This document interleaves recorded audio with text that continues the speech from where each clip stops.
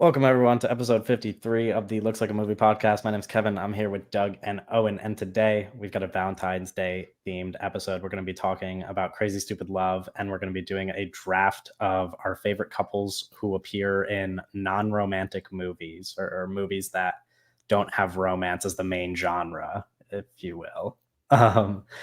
But we could start with what we watched this past week. Unless, do we want to stay on Valentine's Day theme and talk about our love life instead of what we watched this week? So No. like Grinder isn't really working out for me like that. I was just told I was supposed to go on. I like this close. Can I just say I've been trying, working very hard. Not working very hard makes it sound wrong. I've been I've been wanting to go see the Anyone But You Valentine's Day release that comes out this weekend, and hoping to find a date to do that with. And I thought that I was going to go see it with somebody, and then today they texted me and they were like, "Hey, I'm still not over my ex, so I don't think this is going to work." And I was like, this is kind of the go-to for people on dating apps, huh? The not over Kevin their ex W. thing. Yeah. Anyway, we can talk about what we watched. I'm gonna go last this time. Owen, what did you watch this week? Or I guess this past 5 days. Okay. Yeah, because we're recording this early because I'm shooting a film tomorrow, so I can't record normal episode day. And then on Sunday I'm seeing the Before trilogy, just back to back. So my day is like kind of booked there. I rewatched Peeping Tom for a class. It's a horror class, and we're kind of just talking about voyeurism and stuff like that. So we watched some Rear Window. It was weird because she said, I don't think Hitchcock's a good guy, so we're not going to watch the entirety of Rear Window. I'm going to just show you clips, which was like, okay, it was really bizarre. What does she mean that he's not a good guy? I don't know. Like morally? Like, yeah, it was he was really a guy that was bizarre. born in like the it was 1900s. really weird. Like, she's a character for sure, but like it was weird to be like, I'm not like into Hitchcock morally, so we're gonna watch this movie in clips. Yeah, it's weird to show. The only time I watched clips in a film class was for my film music class, because you don't really need to watch the full. Like, it was just that makes sense. She kind of just wanted us to get like an idea of the plot of. I've already seen Rear Window, so shout out. I don't know, it was weird. So we watched Peeping Tom, like that was homework. And then I watched Maps of the Stars like 20 minutes before recording this. It's a Cronenberg film that came out in 2014. That's really fun. It's about like Hollywood and stuff like that. It's weird. It's a weird movie. It reminds me. It's not based on the same book as author Don DeLeo as the Cosmopolis movie, which also is Cronenberg, but it has that same kind of dialogue vibe to it that I think Cronenberg does a really good job with. It's not a body horror film. It's really not much of a horror film. It's quite interesting though. It's more of like a drama. Julianne Moore's in it. Robert Pattinson, Mia. I don't know how to say her last name, but she's in a bunch. Wasikowska. Yeah. She's phenomenal. She's the lead in that. She's also in it was a Park Chan-wook movie. Stoker. Yeah. I was interested in that. I think she's a really interesting actor. But that's pretty much my week. We're short week here. Also, I've just been busy with stuff. So when was she was in The Devil All the Time? I don't remember that. Oh, she's like way down on the cast. She's a minor role. She was the lead in those Tim Burton Alice movies. She was in Crimson Peak, which is phenomenal. And then working with Cronenberg, Del Toro, Park Chan-wook. She's kind of made the round on those kind of like big auteurs, even though she's not like a huge name. But I think she's really good. But she's not been in too much recent. Like she kind of did like 2014, that like early to 2010s era. She was pretty big, but she hasn't been. It seemed like maybe studios bet on her with those Alice in Wonderland movies, and then the bet didn't pay off.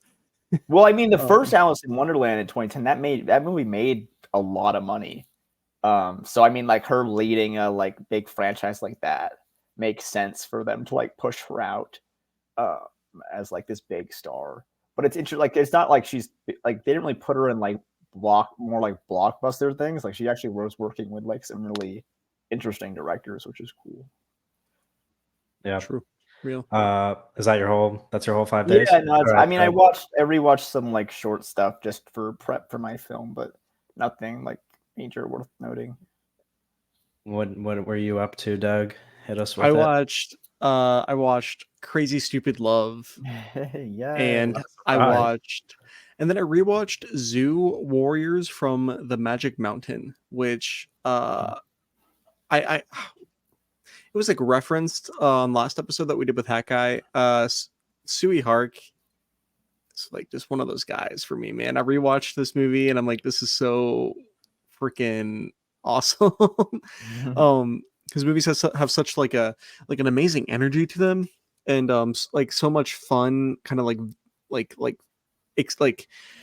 experimenting. Might give people the wrong idea, but it's like experimenting with how to do physical comedy and how to communicate certain like action sequences. And it's like it's really neat stuff.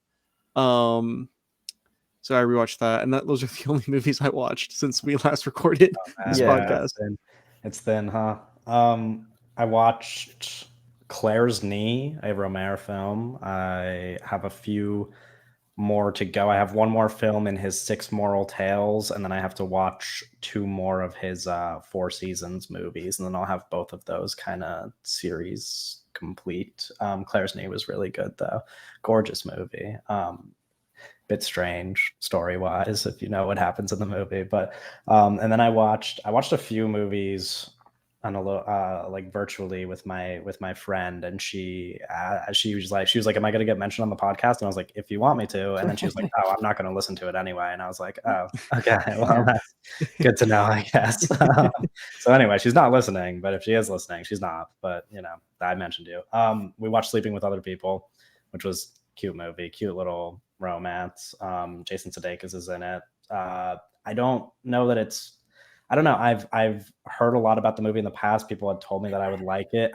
The romance is a little bit questionable, I would say, but it all works out in the end, I guess. And then the other movie we watched together was Crazy Stupid Love, which we'll be talking about on the podcast. And then I watched Michael Mann's The Insider, which is a perfect movie.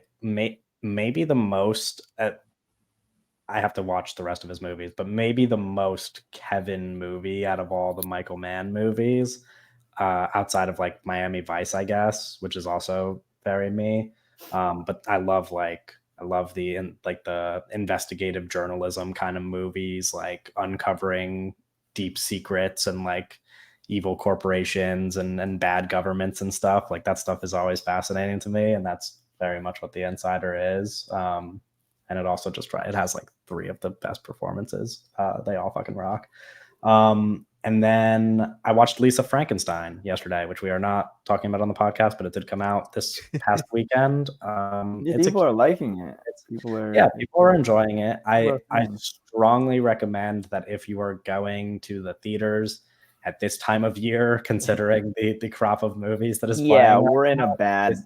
I mean, listen, Dune 2 comes out in a couple weeks. If you need something to hold you off until then, I would recommend going to see Lisa Frankenstein. It's really funny because Dune should not be coming out in late February, March.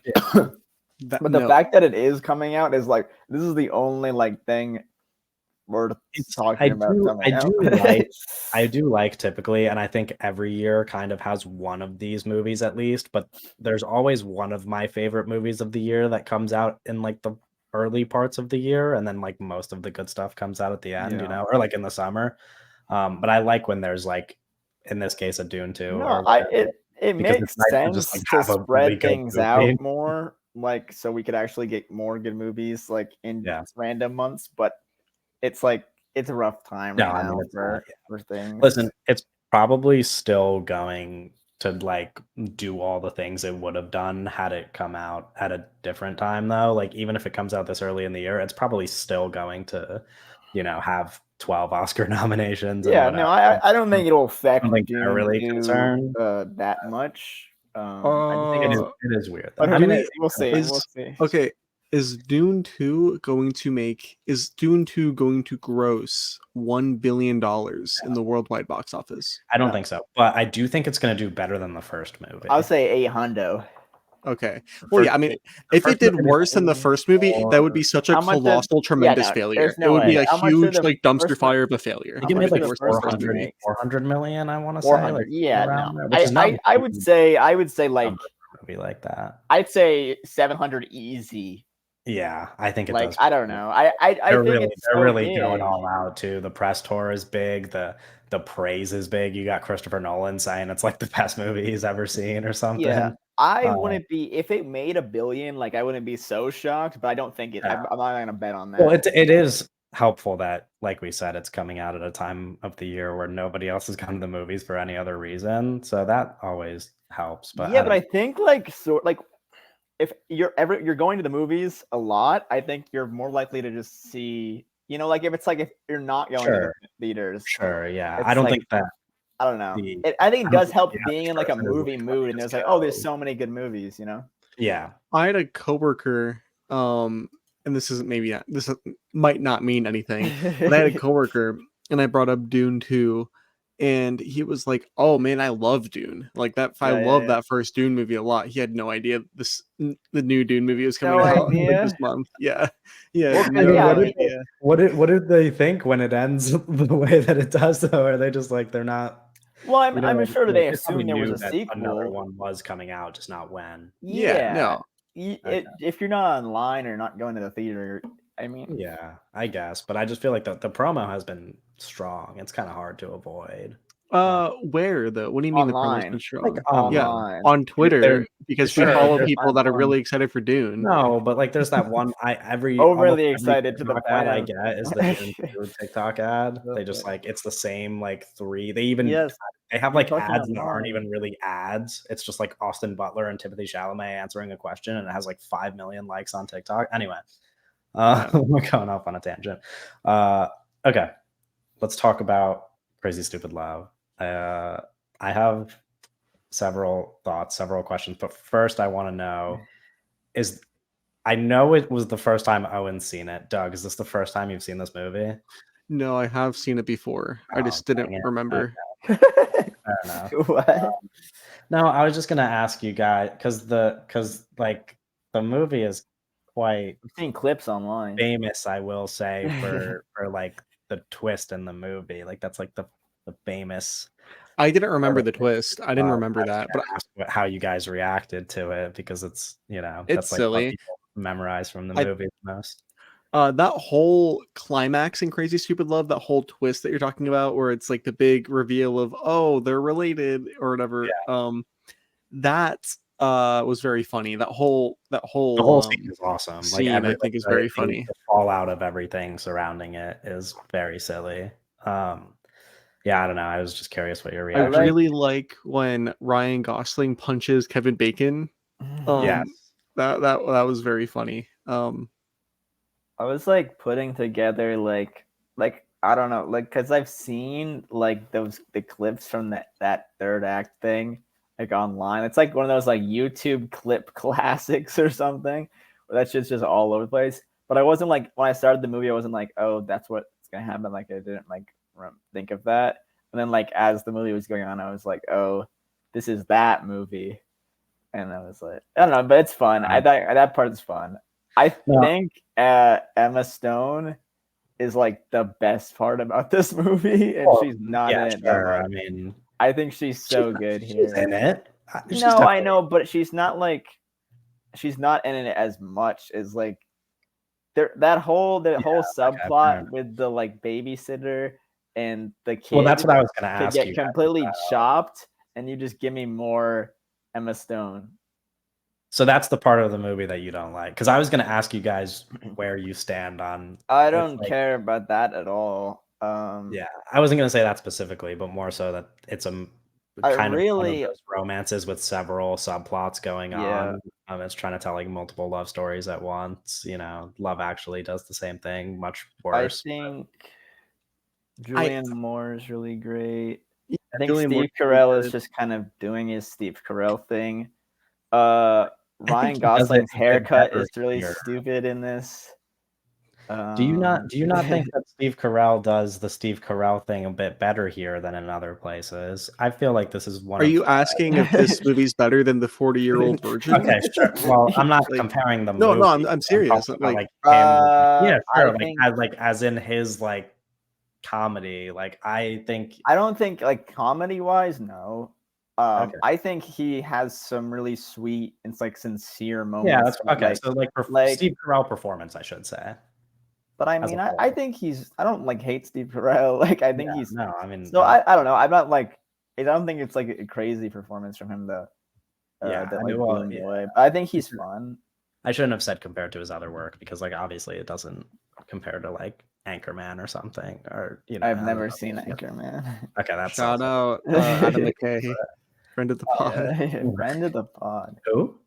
Adam McKay. Friend of the Oh, pod. Adam McKay. Oh, Yeah. do we have to say that? Like Yeah, I guess he's coming on next week. Are you being rude right now? Are you being Well, disrespectful? famously not a fan Sure. of. Oh well. Oh, this is breaking news. Wait, Kevin, do you have some grievances to bring up with Adam? No, With Sir Adam McKay's McKay? cool. I miss when he used to Save make. that for the I miss episode when he used to make comes bad on. comedies. I miss when he used to make bad comedies that were good and not bad comedies that are bad.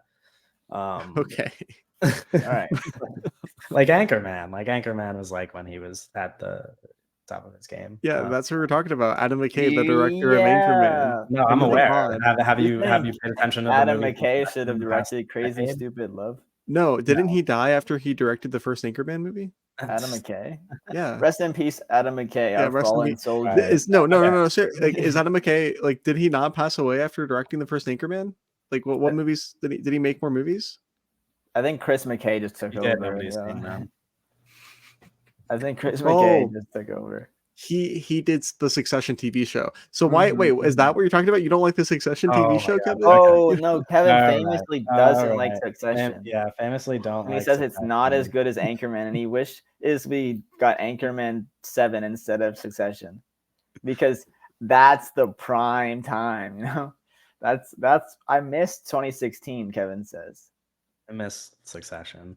Okay, can we talk about Crazy Stupid Love This now? is an incredible podcast we're running here. So okay. My thing with Crazy Stupid Love, which we have to kind of make this, we have to go in a little bit because this is the main topic. We have to kind of make this an episode. We all kind of vary in terms of how we feel about this movie. But my biggest I think it's watchable. Yeah, it's super watchable actually. That's why people like it. And when the movie ended, I was like, why did they work so hard to make this movie? And that sounds really rude, but I was like, this is like because movies are hard to make, and this was like obviously kind of like a difficult movie to make because there's so much going on, right? Like this was probably a pretty long shoot. Not like, it's not like Dune, but like, you know what I mean, for like a comedy like this. Sure. And then the movie ended and I was like, I do not recognize who these directors are. And I was like, they did that movie with Will Smith. I've seen those big clips too.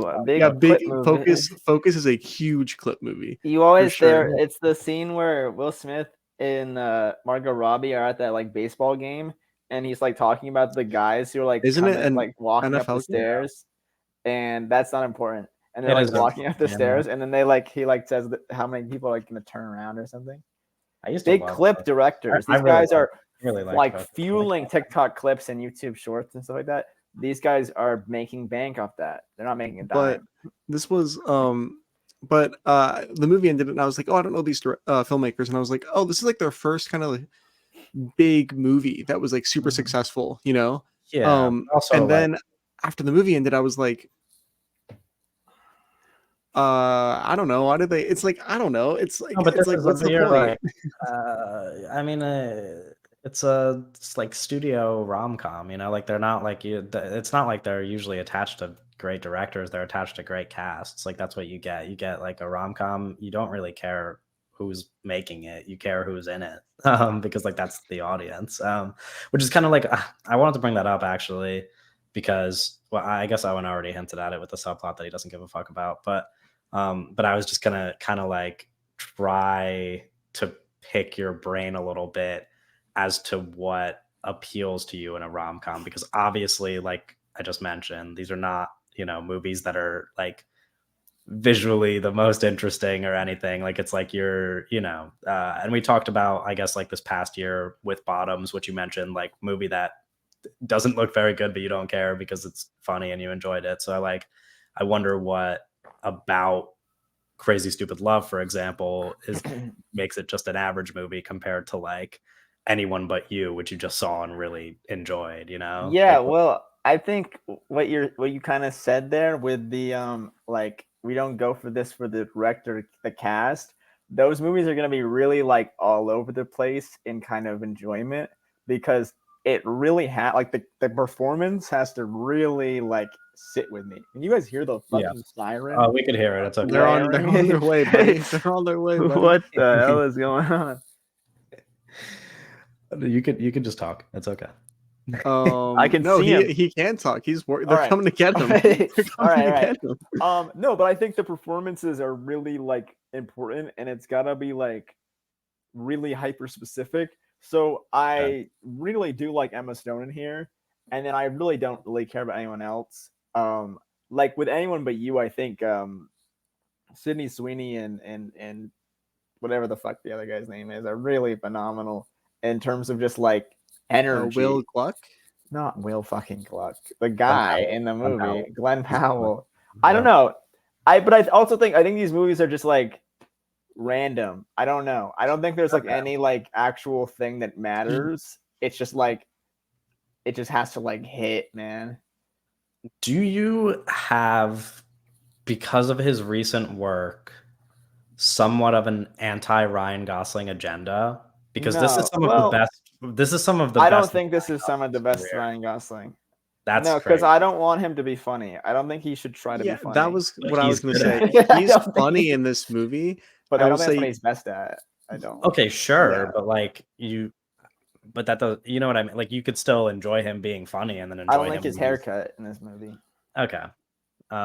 You know what he's way better at? You know what a movie he's way better in? Blade Runner 2049. Yeah, no shit. Like congrats. Blade Runner 2049 is a Drive, Only God Forgives. Yeah, Only God Forgives. The Gray Man. Have you guys seen The Gray Man? Okay. We're not okay, well that's not a bad. Okay, come on. But like my point is that he's good physical performance. He's funny when he's in. Oh, I don't think he's bad in this movie. Be funny. No, he's good in this. Okay. He's really good in this. Okay, I think he's my favorite part of this movie. Despite the fact I don't know, they're weird. It's weird movies that I don't really. For me, it's just like okay, that was fun. Yeah. The movie's really watchable, and I think it's really fun. I think that okay, so guys, hi guys, welcome to the podcast. We're talking about Crazy Stupid Love. We're 23. Yeah, I know that was the bit, Kevin. Kevin hates Kevin hates jokes. Kevin hates laughter. I don't hate jokes. But we don't need we don't need to explain to people what Crazy Stupid Love is. It's okay. Yes, we do. We do. Okay, so Crazy Stupid Love. The movie is about Steve Carell, who is getting a divorce with Julianne Moore, and then Steve Carell he jumps out of a car, and like totally valid response if Julianne Moore was trying to divorce you.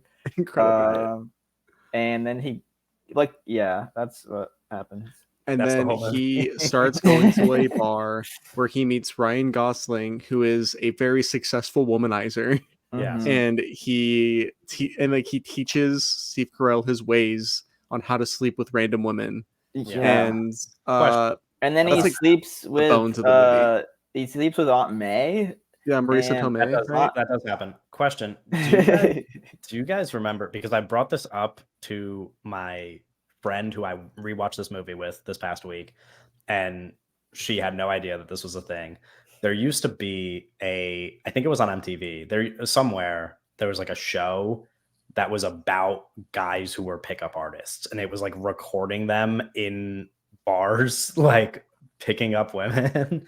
Ridiculous concept for a reality show. Like just it was probably terrible as well. But It was called The Pickup Artist. yes, there you go.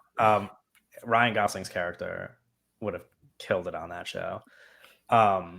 It was like I don't remember much of it, but I remember a lot of them being obviously like very creepy men and also like kind of really bad at being pickup artists. Yeah, these men, I'm looking at some screen grabs from like the pickup artists. yeah. These are not attractive men at all. I know. That's like the they're difference wizards. that's like the difference with Ryan Gosling in this movie is that he's Ryan Gosling, but his character is a bit questionable. I guess just like in terms of arc, it's interesting to have a character who is just picking up different women every night. And This then, movie ends like May, Oh. December. Also, Julianne M. Moore connection.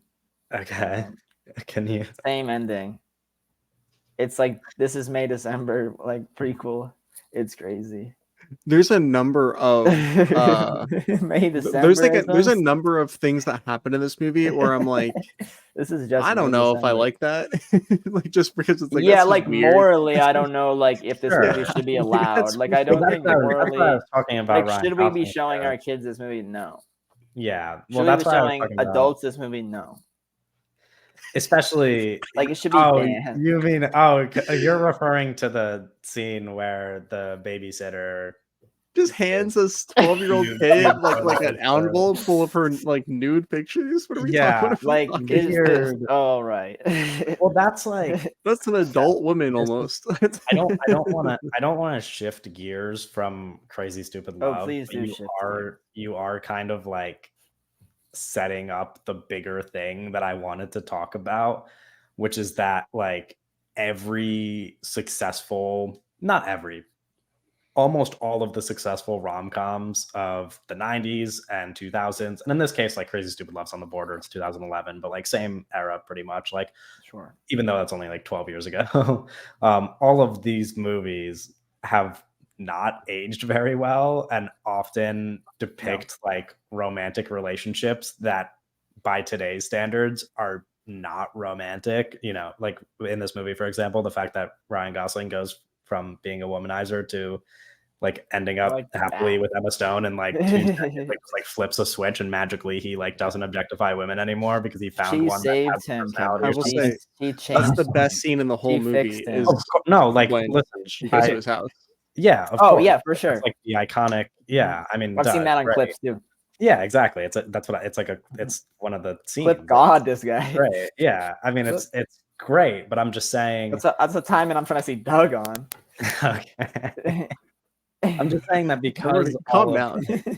because all of them aged. I just think there's something to explore about the fact that all of these movies have aged badly. The Mhm. romantic relationships are very questionable, and yet people don't care about the rom-coms of today, but they do care about the rom-coms of the past. And there's a large kind of cultural conversation about the rom-com being dead, which this is not the first time that this conversation has existed. Like this also happened in the 2000s after the like 90s rom-coms kind It's all of dipped. Matthew Like, they were less McConaughey's fault. successful in the 2000s, but now today people are quite nostalgic for the rom-coms of the 2000s, including something like Crazy Stupid Love. And there's not like really a reason why there's not a clear obvious answer as to why the rom-com is like quote unquote dead by today's standards. Well, it's because of like streamers, like Netflix killed Sure. the studio rom-com. Sure. Because how That's much like- did this movie cost? Crazy. Probably a lot for the cast, right? Yeah. Yeah. Well, Well, that's most- $50 million. maybe. Dollars. Okay. 50 Yeah. million. but and I get That's that. pretty There, big like for it a is movie, like- mostly stuff that gets like dumped to streaming, except for like the select few. But then like, for example, Anyone But You is killing it in theaters right now. But I think a large like I don't want to assume this about audiences, but it almost feels like part of what's so appealing about that movie is that it feels like a rom-com that came out 10 like you know what I mean? Like back when these other rom-coms were coming out, that it's like some stuff in it is like questionable. The lead guy played by Glenn Powell is kind of like finance bro assholey type of dude who like would be the lead in like a 2000s rom-com, you know, and it's like He's like a obviously wet paper bag. yeah, and it's like straight white couple, like just no real diversity in the you know what I mean? Like I'm like Well, these are all like well there is there's a diversity lesbian marriage, yeah, so yeah, but like they you know those you're characters not seeing that in 2011. barely, yeah, those characters are barely like characters. You know what I mean? Like but just like it has all the trademarks of a rom-com that came Yeah, out no, it 10 reminded me of 20 something years I would ago. watch like multiple times on like Netflix. It reminded me of like a Netflix thing that I would watch. You're talking Yeah. about Anyone But You or Crazy Stupid Yeah, Love? Anyone But Yeah. You. I think Crazy Stupid Love also applies. It reminds me of like something that I would just like find as Well, that's a because Crazy young Stupid Love person, was. just like Yeah. scrolling on Netflix. Those are the vibes. Yeah, I the don't know. reason why they don't really make stuff like that anymore is because it makes way more sense from the bottom dollar, despite whatever us like delusional people that just like love cinema as an art form in the movie theaters and stuff Delusional. will tell ourselves about like, Sure. oh, like Anyone But You's making so much money at the box office. It's like it is the exception and not the rule, I would Yeah. argue. Yeah. Because at the end of the day, it makes way more sense and way more people are gonna watch like whatever Netflix romance film that the worst director in the world is directing and does like a 3-week shoot on, you know? Yeah, but Yeah, I like just those like red, feel white, and blue, whatever. Yeah, like shit like that. Yeah. yeah, but Purple Hearts. You I watched don't that know. one, Kevin? I did not. I skipped that one. That one looked too I don't know if I That could looks I like did watch Red, White, and Royal Blue, which I thought was really bad, but I get why people enjoy it. what? I it's just I get what you're saying, and what you're saying makes complete sense, but I just think there's like more stuff there, and for example, like more appetite for it, but I don't know how it gets to people outside of something like Anyone But You. Because, for example, when you talk about like making rom-coms in the modern day and perhaps making something much more diverse, Crazy Rich Asians, which That was big you, on Netflix too. you could say it's not a good movie, but it made like $250 million in the box office, like crushed it because it was like, you know, like an all Asian cast pretty much and like a big cultural moment. And I don't know that you can like just keep replicating something like that over and over again to keep having rom-coms be successful. But I don't know. I just feel like there's like an audience for making more rom-coms that aren't just straight white couples and like kind of the same thing that we've always seen. Yeah, like Crazy Rich Asians, that is like kind of another exception to the rule in the sense that it's like you said, like it's like, oh, it's an all Asian cast, but that was like studio executives. This is a stipulation, but like studio executives like sat down and were like, oh, this is like a really like somebody just had a really good idea and was like, oh, this is a very marketable idea that we can do right now, and this was also in 2018. That was a pretty long time ago. But sure, but that's Like only a decade ago. yeah. I just do you think that it's possible that in a post Anyone But You world, if you were to get like real stars Will at, Cook has struck the second tower. no, All right. I'm just saying like you think that you can get real stars and market rom-coms the way that they did Anyone But You and replicate that same success? Like, do you think there could be a Yes. movie in I 2025? think if Tom names like this, Holland, if you not put names Tom like Holland and Zendaya. no, And don't do that. Zendaya. No, I'm Yeah, serious. okay. I'm yeah, no, no, All right, all right. Tom yeah. Holland and Zendaya in the next Will Gluck picture. That shit's making a lot of money. Right? Yeah. I think yeah. there's a room for slopless, mindless entertainment because people love that shit. All right. Yeah. People eat that up. I just want somewhat of a rom-com renaissance, but I want that to be a cultural thing and not a quality thing because I don't think that the quality. No. But because I'm saying I don't think the quality has disappeared. Like for example, this past year, along with Anyone But You, Rye Lane came out, which is like Yes. a lovely rom-com that nobody watched because it was dumped straight to streaming. But that's like a lovely, diverse rom-com that I think is a really good movie. So it's not that people aren't making good rom-coms, it's that we need to get people to watch rom-coms, and people watched Anyone But You. So that's what I'm saying. I want there to be like a cultural kind of like rom-coms are back type thing. This way, something like Rye Lane would end up getting released in theaters and probably wouldn't make as much money as Anyone But You or whatever. But Ryan like didn't get it. people would have an appetite for it. Yeah, it was like it got like I think like Disney just like dumped it on Hulu. Yeah, Gavin, who's the big lady, the director, Nancy Drew or? No.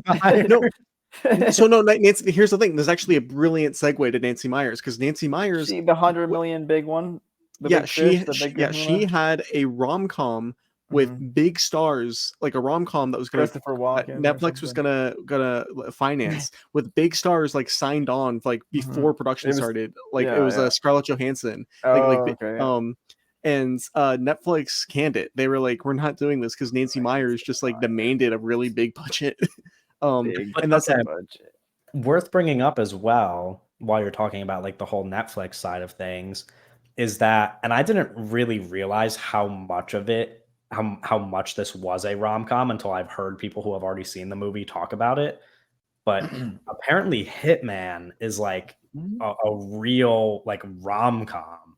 And that is, getting a limited theatrical release. We'll see if it ends up. It's a Netflix movie. That's what I'm saying. Well, I think it's kind of interesting when you bring that up. I think like an interesting thing that like talking about like Lisa Frankenstein. I think if rom-coms could do really well if they did like a sort of like little like genre like mashing thing where it was like it's like a rom-com like disguised as like an action movie or something like that. Well, that's like pretty much what Hitman is almost. No, exactly. That's what I'm kind of bouncing off that. I'm like bouncing on that. I'm just like, I think that would do really well because, like, not even in a way of like disguising it as something that's not. But I think it's always good when you just kind of combine genres to kind of maximize your, audience, I guess. Yeah. The Nancy Meyers picture had Scarlett Johansson, Penelope Cruz, Elwyn Wilson, and Michael Fassbender circling the picture. That's crazy. $130 million Nancy Meyers Netflix thing that lasted like a week. That's also ridiculous. Nancy Meyers is in director jail because she demands massive budgets for the kitchens in her movies. Which, like, that's a good point, and you do have to pay these casts a lot if you want to get stars in them, and I get that, but I don't know. You guys get what I'm saying about like a possible. Did you see the movie with Seinfeld lady? Julia Louis-Dreyfus? Yeah. Did you see that movie that came out this year? I heard that's a romantic movie. That's a romance movie that I heard people liked. Yeah, I know what movie you're talking about. I did not like that movie. You didn't like it? You're talking about You Hurt My Feelings, right? I think so. The director looks interesting. So that's what I was gonna say. I like Nicole. No. I didn't know who Nicole was, but after seeing this movie and after hearing people talk about it, I found out that other people do know who Nicole Lofsener is, and people like her movies and stuff like that. And I was like, maybe if I was more familiar with the kinds of movies that she makes, because she makes the movies like The Last Duel. She has a writing credit on The Last Duel. Does she really? Oh shit. Yeah. So it was Ben Affleck, Matt Damon, and then Nicole. I think they did like how there's like parts of the movie. I think like each of them wrote a part, like a point of view. So I think she had that like so the thing with that movie was like I was watching it and I was like, this is very I mean, it didn't feel like The Last Duel. I was watching it. But Hey, it this did kind of like feels like the last duel. This is giving me Last Tool vibes. imagine it's just like Last tool. no, but Oh. like it felt very specific, and I was like, Yeah. maybe I would buy into like the type of humor that she has and the thing that she's going for if I knew that that's what I She did a movie with Tony Soprano in the uh, early 2010s. yeah, I don't know, like people really like her movies, and people who I follow really liked this You new hurt my one. feelings. Yeah, I no, well, was that's why I was like, the only reason I know about it or like have it pegged as something to watch is because people like yeah, were pretty I was just positive like a about little bit confused by it. I was like it. bored because I was like, these people are like, I was like, I don't really like these people, and they're also like, just like I don't know, like kinda like rich white privileged couple, and like Mhm. now that I've heard people kind of talk about the movie after watching it, I'm like, "Oh, maybe I just went into this and took this in with, like, the complete wrong perspective." But at Sure. the time that I saw it, I was like, "Wow, this is really fucking boring." I Yeah, was like, yeah. I was like, "I do not give a Did fuck." you see that in theaters? That took a I did theatrical see that. run, I did right? see that in theaters, yeah, that was but that's, like, not a movie that makes money, you know? I think No. I'm thinking more along the But lines of, like, the real Like a studio star-driven, like yeah, which, like, we talked about on Guys, our most anticipated episode, what was it? Project Artemis, which is, like, Channing Tatum and Scarlett Johansson rom-com, like, that's, like those are, big names. movie stars. Yeah. I think the Well, f I think that's another thing about the rom-com is like the death of the quote The unquote movie movie star. star Yeah. is Sure. like affecting that because those movies really are, we talked about you're not going for the director, right? You're Yeah, you're going going for the for the star, name. And yeah. when you don't have movie stars, especially movie stars that want to be in these kind of movies, it's hard to make these kind of things. Like I don't know if Tom Holland would want to do something like that. Well, I wanted to bring this up on another episode but we didn't get to it because I had to leave a little early before we got to it in the news. But well, about Sydney Sweeney, because I think Sydney Mhm. Sweeney is being underappreciated. Like I think a lot of people obviously talk about her as a sex symbol because Right. Mhm. that's Euphoria yeah, and like Euphoria and stuff, and she yeah. she has been like Adam Webb and okay, no. But like because that's very, and she's like very beautiful and is very like has previously been very willing to be nude on screen, and that is something that is Right. captivating to people, right? um Listen, it is what it is. I'm not but You're just presenting the fact. yes, and I think that Sydney Sweeney is actually really an interesting like rising star, like a pop culture kind of icon here, because Mhm. Yeah. she's so willing to, because we talk about like different like there's like the Timothy Chalamet like wanting to work with auteurs, wanting to be in like the biggest bestest movies, Yeah, Right. and and then I we got Lil Dwayne Johnson over there making Spider-Man movies. and then I think that there's like Sydney Sweeney, who is like her mind isn't I need to be in a Christopher Nolan movie, I need to be in a Denis Villeneuve movie. I think her mind is like I need to be centered in genre films. I need to be Yeah. in genre films that aren't bad, Sure. that are about me, that people that like Sydney Sweeney are going to go see these genre films. Yeah. And that is And so interesting.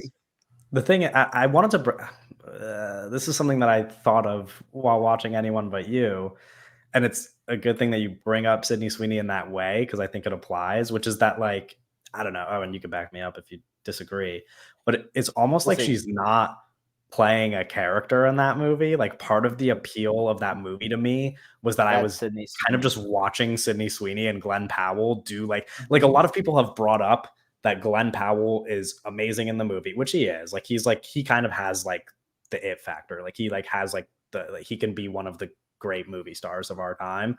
But like a lot of people brought attention to the fact that she was bad in the movie, and I was like, she's kind of just People being don't like Sydney her in this Sweeney, movie. which That's is her, like yeah.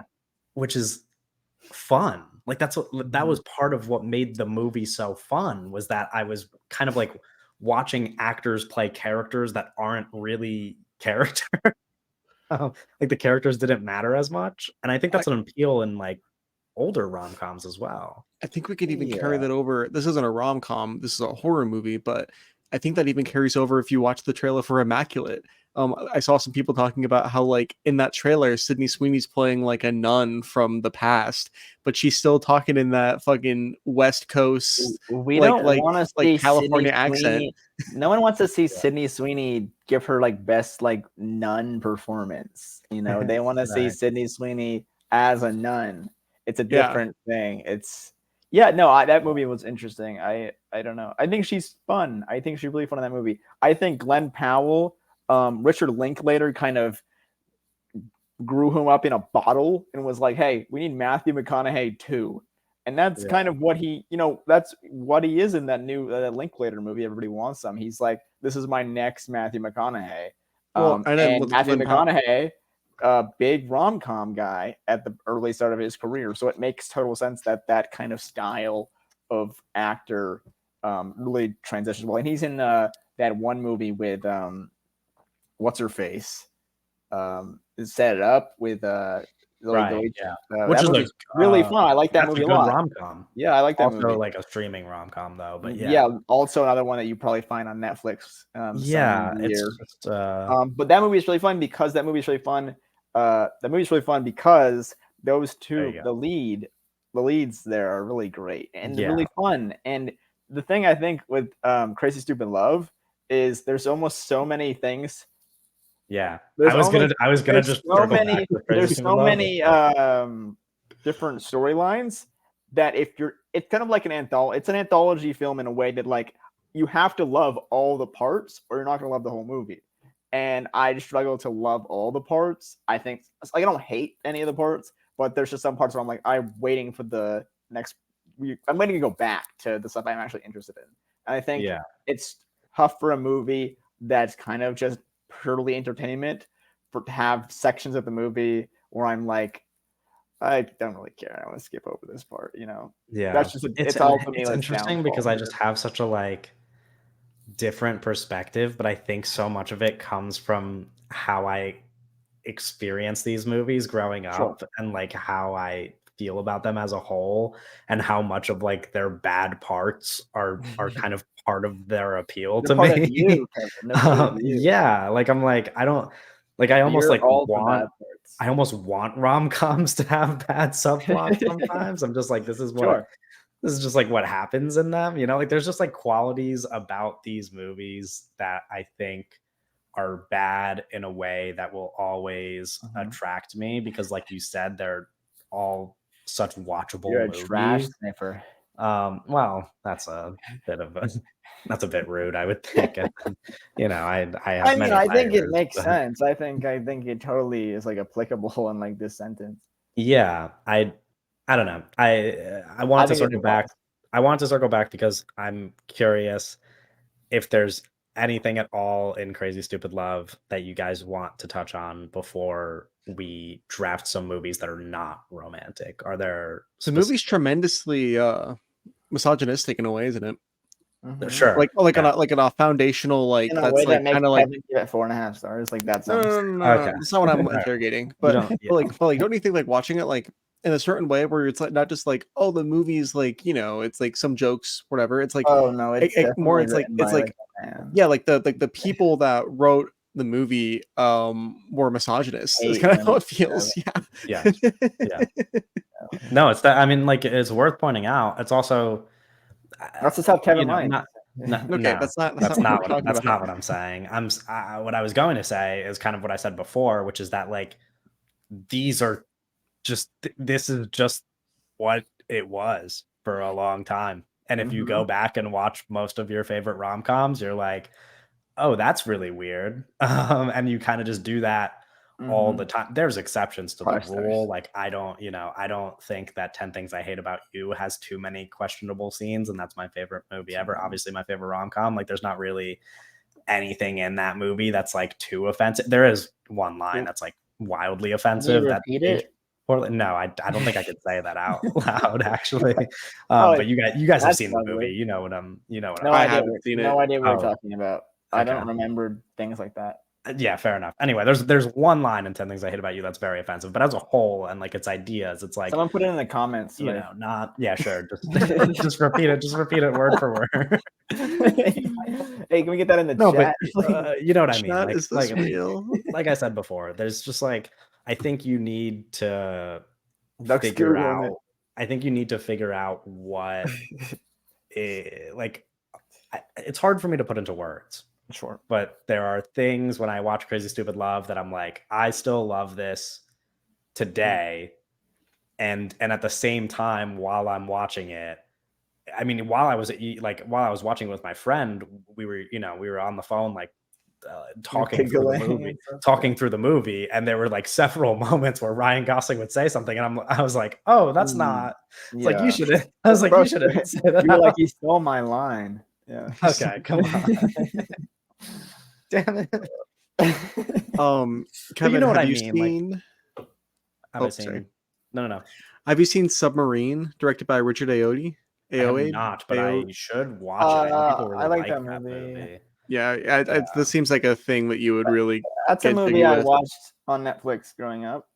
I watched this movie for a girl a couple of years ago. Are you saying that I would like it? Are you saying that I would like it because you wanted to bring up like another misogynistic rom-com, or is this one not? No, it's not. It's not misogynistic at all. I was just looking at the rom-coms I like, and I was like, I forgot about this movie. Yeah, let me look at the ones I like. There's only 2 of them on there. Feel free to throw them at me. No, I want to talk about Crazy Stupid Love because this is one of my favorites. Use that rom-com. But it's hard. Yeah. It's like hard Notorious by Alfred Hitchcock. It's like, okay. Yeah. No, I mean when you put romance into Letterboxd, it's a little. You have to do romance. You can do multi-genre. You have to click romance and comedy. Yeah, even then, there's some movies that pop up. Buffalo like, 66. oh, that's not. Yeah, no, my top rated when I do that is The Mother and the Whore, which is not. Yeah, that's not a rom-com. Yeah, not that. Well, that's like this. This is like such a total tangent that I don't want to like waste too much time on this, but I'm so curious what people's idea of a rom-com is because I have such a like distinct view of it, and I mentioned this friend of the pod, other pod, Movie Draft Podcast. I listened to their rom-com episode that they just did, and I tweeted at them. I was like, I would have vetoed like half of these movies, and I was being like a bit dramatic. I was being a bit dramatic, but I was like, there's some movies here that are not rom-coms by my definition. But I think it's because for a lot of people, it's just like, is this romance check? Is this comedy check? Is this rom? Is this com? You know, that's but like that's not like. But there's movies that are funny and that have romantic stories in them, but I'm like, that's not a rom-com. Yeah, no, I get it. It's kind of like a rom-com is like it's like a slasher, 51st Dates. You know, it's like a it like has to be subgenre. There has to be a Let's bring up genre theory in this. It has to not be serious. Rom-com genre theory. Let's get that right now. For lack of like a better term, it has to just not be serious. Like you don't want I don't want to cry during a rom-com, and if I do, I want to cry because of like the ending of 10 Things I Hate About You, which apparently Owen doesn't remember, but you know what I mean? That's okay. Wait, that's the like messed up part. Well, that's the part that would make you cry. But why would I? It's why don't I remember it? I don't, because you said you don't remember the movie. Never mind. This is irrelevant. You don't have to. Yeah, that's irrelevant. That's irrelevant. Can I, Kevin? Can I throw some names of movies that you've seen at you, and can you tell me whether or not the rom-coms? Yes, sure. Oh, okay. Lovely. La La Land. No, not a rom-com. Okay, a movie that is both funny and romantic, but both not rom, both that's com, what but I too mean. much drama. Okay. Poor Things. Oh, that's interesting. Actually, I would probably say too much sex in that. You know, this might also be like a kind of controversial view on it, but I think because Yorgos Lanthimos is like a real fucking director, you know what I mean? Like a real auteur. I'm like, is it too good to be a rom-com? Yeah, I'm like, but that's such a weird. Too good. No. I get what you're saying. And I agree. I just feel like too good is the wrong terminology because I hate like those conversations where people kind of like diminish rom-coms into this category of like movies that just like aren't allowed to be accepted as good. You know what I mean? Like they're made to be a certain thing, and they're very good at being that thing, and they Your can Ghost still is too be good. great movies. But I'm saying, yeah, like if it's like a real auteur like Ghost making is a no movie, Nancy I'm like they're Drew, not I'll tell you making that. okay, well, her name is Nancy Myers, and she's different. She's I she's kept thinking that Okay, Nancy why Myers like wrote Nancy Myers is Twilight. one of like the 5 Nancy Myers is like one of the 5 women auteurs that we've ever had in filmmaking, and you keep disrespecting her on this podcast. Yeah, She I is know. not. You're just like There's more than 5 women auteurs. there's more than 5, but Not like, many more like than 5, unfortunately. mainstream like American mainstream. ones. Yeah. Lame. Anyway, go back to what you were saying, Doug, about No, I mean, are those the only 2 movies that you No, had? I mean, I had a couple others in mind, like The Worst Person in the World. Yeah, no, not a rom-com. But also here's one that I, to be honest, Licorice Pizza, I don't think this is a rom-com, but that was drafted in the episode that I was talking about. Same with Phantom Thread. I was like, I'm sorry. Phantom Thread is not a rom-com. No, but like I get what they're That saying. movie's not funny at all. Yes, it is. That movie's funny. Come on. It's not a comedy. Here's the thing. No, Movies can be funny, but it's not a comedy. Yeah, like that's what I'm saying. I think I don't like it. I think my problem with it is like equating them, and I think that like saying that Paul Thomas Anderson makes movies like 10 Things I Hate About You is just like not like this is not the same thing. Paul Thomas Anderson's never made a movie as good as 10 Things I Hate About You, but it's not the same thing. Like Licorice Pizza, I think invokes kind of that rom-com thing, but it's like Licorice Pizza is so like not like, well, one, it's not a romance film, I think, fundamentally, but also it's, I don't know, it's like a totally different thing. What about Meshes of the Afternoon? I haven't seen Meshes of the Afternoon. I should watch, but also that's I have a feeling that's an obvious no. What? Dude, I'm trying to diversify our podcast. I appreciate Doug for Doug, what happened? You just movies got that in I've seen. Doug's in the blur. What is this? Bullshit, Netflix movie. Shout out Doug for being a good podcast co-host and actually looking at the movies that I've watched. A real prepared host. Anyway, let's transition. Let's transition because I don't know how much we can. We could beat up the rom-com conversation anymore. Crazy Stupid Love, good movie from my perspective, or great movie from my perspective. Good movie for Doug. Fine watchable movie for. Yeah, I think it's totally watchable. It's super watchable. watchable. Put on and yeah. Oh wait, here's an okay. I just want to throw out one last rom-com out there. Go for it. Pride and Prejudice. This is an interesting one because they brought it up on the podcast as well. This was drafted on their podcast. That's crazy. I would argue no. However, right? No. However, I think the point I want to say it was Sophie, friend of the pod, who made this point, which is that the way that the book is written, the main character whose name I don't remember, which is really embarrassing because I like Pride and Prejudice. Not Darcy, the girl. The woman. Darcy? Yeah. She is a very like witty comedic character. I'm not describing it as well Sophie did, but I think it was like a fair defense of why you could consider it a rom-com, but I don't think that movie specifically, like the 2005 Pride and Prejudice, is presented that way. If Pride and Prejudice is a rom-com, then The Notebook is a rom-com. Yeah, that's what I'm saying. Like, I'm like you can't like these movies just hit a level, like they hit a level of seriousness and like emotional weight that is not a rom-com. Like once you like hit that level of emotional weight, I'm just like, you can't just like call this a fun rom-com anymore. It can still be fun and it can still be funny and it can still be romantic, but it's not a rom-com.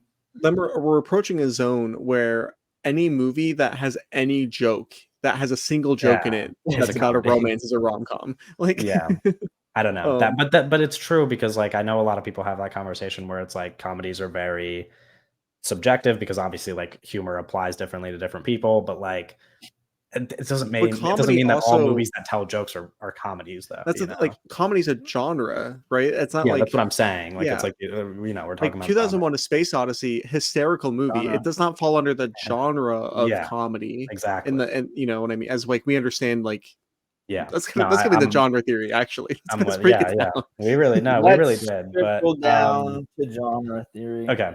Are you guys ready to draft? Are you guys locked and loaded? Yeah, this is a really silly draft. I've been doing it to the audience. It is a silly draft. I will explain it. So pretty much rather than drafting, say rom-coms for this episode, we're going to draft couples, romantic couples, but that appear in movies that are actually, it's a good thing we just had this whole genre conversation. It's a good thing we just had this whole genre conversation because we're going to be drafting couples that are in movies that are not romances, not like genre romances, like clear cut romantic films. So any couples that appear in movies that are another genre, those are the couples the movie has romance in the genre on Letterboxd. Yeah, then it's not illegible. It's not illegible. But I have a couple of preliminary questions. I have a couple of questions about exactly what Doug picked romances. We're gonna figure this out. No. But I have a while Doug figures that out. I want to run through a few things.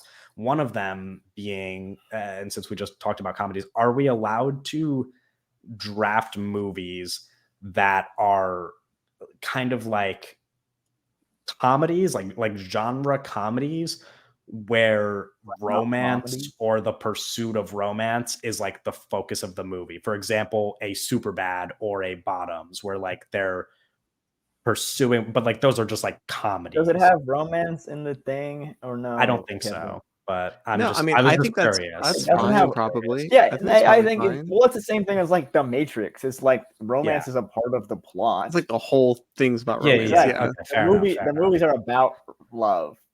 Yeah. The more important parameter here that I want to measure, because I don't know if you guys have movies like this prepared. We are talking strictly romantic relationships, correct? Are bromances allowed? Are we allowed to bend the rules? And here's the thing: like Vincent Holla is in love with that man. Sure, but like, are we talking about? That's what I'm saying. Are we allowed to like romances or like stuff that's like not defined, or are we just? I kept it pure. He kept it pure. Yeah, he kept it pure. I think that implied romantic romance at the very least. Okay, sure. Yeah. And then final question. Maybe a little off-screen action, but like it's gotta be. Final question. If we draft a couple from a franchise, are we drafting them for a specific movie that they appear in, or their relationship through the entirety of the franchise? Entire franchise. We're drafting people, not movies. People, not movies. Yeah. Yes. Okay. I just want to clear those things up for us and the audience. I am going to spin the wheel, and we are going to determine what the order is, starting with Owen as the first pick. And then I think there's like a fucking. Someone's getting arrested or something. Second pick will go to Doug. So I'm on the back-to-back. We're going Owen, then we're going Doug, and then we're doing a snake draft. How many picks are we doing? A snake draft. I want to say we're doing 5. If we end up at the end of our 5 feeling like we want to keep going potentially, then we can have that conversation when we get there. But for the time being, Owen has the very first pick on the clock. Before you pick, really quick, Doug mentioned when we talked about this that there's a very obvious pick that we're all supposed to go for. And when I looked at these movies, I had no idea what movie you were referring to. Am I told you guys. Doug told us this obvious thing, and I won't be picking it. But if Doug doesn't take it first round, then my ass is picking it because yes. Okay. What is your first pick then, Owen? I have a bunch of like things on my phone, and none of you are gonna pick any of these. So there's a couple big ones that I'm gonna go with one that's like a popular ass movie, and I'm gonna go with Jake, Sully, and Natiri and Oh, I had Avatar. that on my.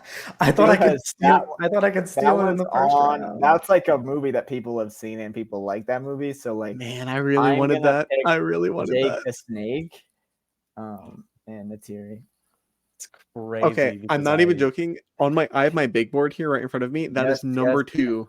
That is number two on my list. I'm so frustrated. Yeah. So when I know which movie you guys are referring to now, but I forgot that you guys told me that piece of information. So when I was looking at movies for this draft, I thought you were referring to Avatar. I thought that's the movie that when was Doug said it, I thought he was referring to Avatar because I forgot the Matrix existed for half a second.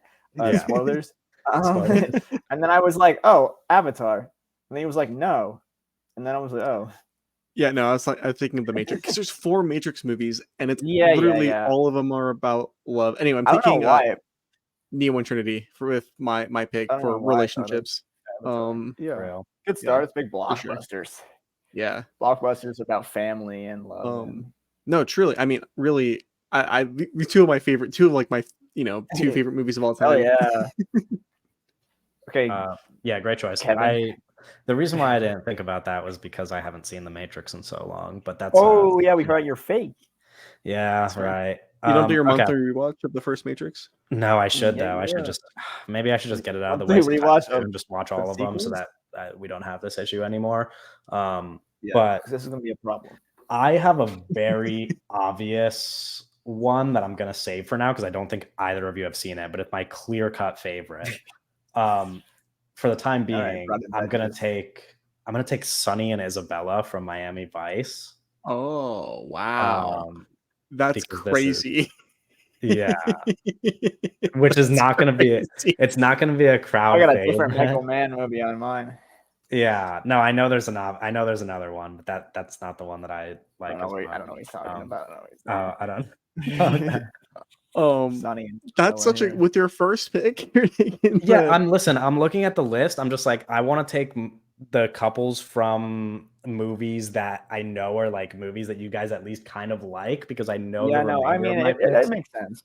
I know the remainder of my picks are things that you guys wouldn't even consider. So like, I want to get these ones out of the way first. Yeah, I believe in that. And I think Sonny and his. All right, hit us with the next one, Kevin. Yeah, I'm a little bit torn here because I want to make sure that I get like my two big I love these picks.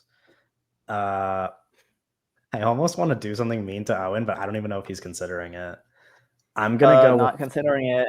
No, I don't think you are. I'm just gonna go with something. Even on my big board. I'm gonna go with something to please the crowd. A franchise pick that spans several movies. I'm gonna go Rocky and Adrian from the Rocky movies. Great pick. Most pleasing the crowd. I think the people listening will approve. Very like realistic, true to life depiction of a romance that spans several movies and has a lasting impact throughout the franchise. I think I would have thought you went with Creed. I was like picking between the two, and you can't do both. That'd be a little. I know. I can't pick both, and I kind of love the Creed one, but I know in my head that the people listening and you know what I mean. Like I'm like I need to. You're trying to win votes. Yeah, I need to feel trying to win the people. Rocky is the more I think that's the most. That's the more iconic. Bro is always trying to fucking win. Okay, pandering. Literally pandering. We're swinging back to Doug. With my second pick, kissing babies over here, Kevin. Because Jake and Natiri are gone, I guess. Whatever, that's fine. I'm gonna pick Anakin and Padme. I think. Yeah. I didn't know whether to go this or Han Solo and Leia. I had Anakin and Padme on my list, not Han Solo and Leia. Because I mean, it's like man. Yeah, I mean the Anakin. There's a whole and Padme movie stuff basically dedicated to their like relationship, which is why I would also be like, I think this is vetoable. That's what I'm getting at. I think. Yeah, I think this is count. That's like I think this is vetoable. I think it counts. I think it's allowed. I think it's allowed. Because my only thing is like Attack of the Clones. I think you could just argue is literally a movie about the romance. Yeah. But okay, yeah. So my second pick, I'm going with Anakin and Padme. A little bit of a problematic relationship, to be honest. Yeah, a little choking, okay. a little. Okay. But those movies are good. Okay, back to you, Owen. Yeah, we are back to you, and you get 2 picks in a row, so Oh, you can load up here. okay. Carlito and Gail from Carlito's Way. Okay. Incredible pick, actually. Wow, what a movie. There's so many like great scenes with them together. I love the one where he's like in the door and like I don't know. Yeah, they're really great. I mean, Al Pacino, De Palma. Have you seen Carlito's Way, Kevin? I have not. No. It's a Yeah, you like sensational that motion one. picture. It's Kind really of an good. all-time closing and beginning, like kind of. Yeah, it has one. It has like the Goodfellas. It's kind of like Wavelength. The Goodfellas frame, like narrative frame. What's it called? Narrative. I haven't seen Goodfellas. I don't know what you're talking about. Whatever. It's like I bet you wonder how I got in the situation, kind of thing, where like it opens Yeah, at the it's like end. that one movie with Denzel and the demon in him. It's There's really this movie good. with Denzel, and he gets a demon in him. And at the beginning of the movie, it's like, "This is me, and I'm about to die," or something like that. I don't know. Okay. My mom showed it to me. What is the back-to-back picks?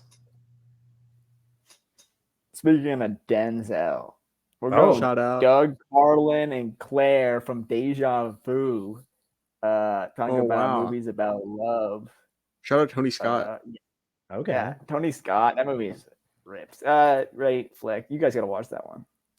Yeah, I mean, I've seen it. I know. I really do. I need to watch every Tony Yeah, Scott but you motion saw picture. it before I told you it was good. So now you know Yeah, it's good, I so saw you it can watch before. I saw it before you were born, probably. I saw it. I saw it when Owen was like in kindergarten. I want to say. Damn. Calm down, dude. That's, what are you talking about? Okay, I don't know if Doug. you should be watching those kind of movies that young, Kevin. Okay, well, You know, in your 20s, I think that like I don't know if you're ready for that. All right, Doug, what's your third pick? Wow. So it gets kind of tough here because there's only 3 spots left, and I don't know what I want to do. I actually am in the same situation. I'm looking at my list right now. There's kind of game's 4. so easy, There's kind of 4 more that I want, and only 3 spots left. I'm 4 more years. 4 more. I want to just. Okay, I'm gonna take another white couple, another white straight couple, I guess. I'm gonna take Ethan Hunt and Ilsa Faust from the Mission Impossible franchise. Like Faust, like. Yeah, yes, exactly like that. It's about the same. No, but like, is it like, do they like play on that or no? Is this the? Oh, you haven't seen those movies? It's in the family. Kinda, I guess. I don't know. It's Rebecca He didn't Ferguson. make a deal with the devil. Yeah, actually, no. Yeah, kinda in a way. Yeah. These movies are so good, dude. Oh my gosh. They are, yeah. I just considered as well. I wasn't planning on drafting it, but now I'm thinking about it. I don't think this would appeal to people, but there's a meta element to one of these movies that I think is. What, are you in a movie? Would make it no, but I'm not gonna do it. There's a movie I had in mind where in the movie they're not a good couple, but the couple in the movie, the actors who played them met on this movie and ended up getting married, and I think that's really cute. What are you talking about? I don't think that serves the movie. I was thinking of Ryan Gosling and Eva Mendes in The Place Beyond the Pines. Oh, The Place Beyond the Pines. Okay. Not like they are like a cute couple in that movie for a portion of the movie, but Deepwater. That's not Deepwater. Oh yeah, Deepwater. The Ben Affleck Ana de Armas film. Shout out. Yeah. Okay. Wait, Doug, what did you just pick? I picked Ethan Hunt and Ilsa Faust from the Mission Impossible franchise. I just wanted to make sure it was okay. I'm gonna go. Oof. Okay. Oh, never mind. I get back-to-back picks. Okay. My first pick, I am going to take another franchise one, beloved franchise couple, I would argue. Dewey and Gale from the Scream movies. Okay. I think Do it. is what I want to go with. I think Rest in peace, I like Dewey. them a lot. Yeah. Well, spoiler. I guess he's been out for a bit now. Yeah, I'm happy with that pick. And then for my second pick, like I said, I'm going to save my favorite for the last round. So I will go with. I want to make sure I get their names. Bud and Lindsay from The Abyss, which I just watched for the first time recently. Are you going to veto that one? Does that count? Does it not? What do you mean? They were previously a couple, then they're stuck together for the entire movie. I guess if Avatar counts, it counts. The only reason this wasn't on my list because I was like, that's a romance movie. That's really, but it's like, I mean, that's not really a romance. Romance would be like the fifth genre in that movie. Sure.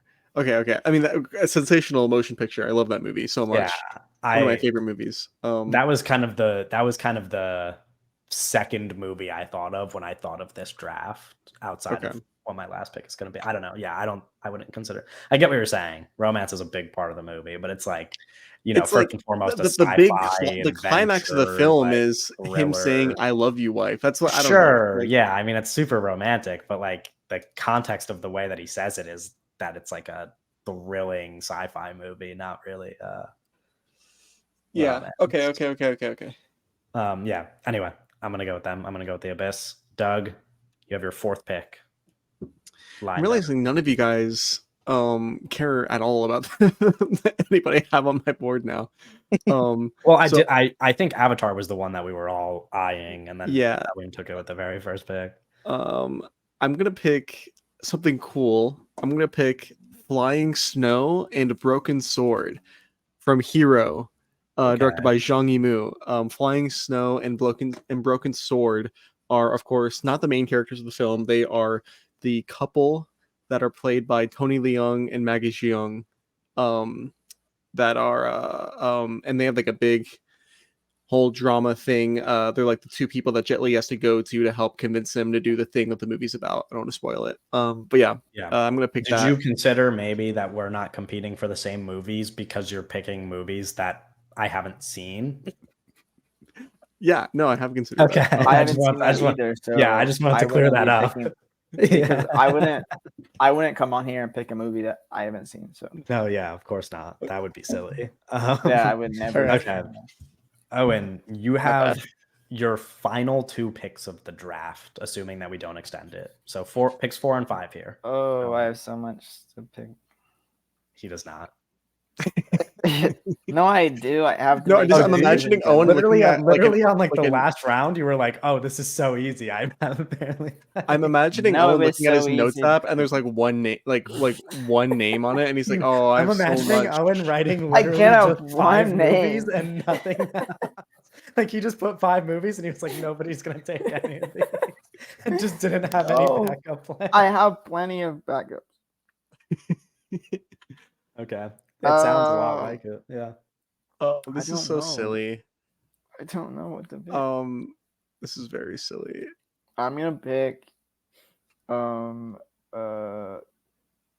and Guy from Old. Oh, I consider this. I consider this sweet. I love they're starting and they're fighting and they have their issues, but like their kind of resolution is so beautiful. I love them in Old. Is this gonna go undrafted? Wait, so say your last pick first. Holy shit, Kevin.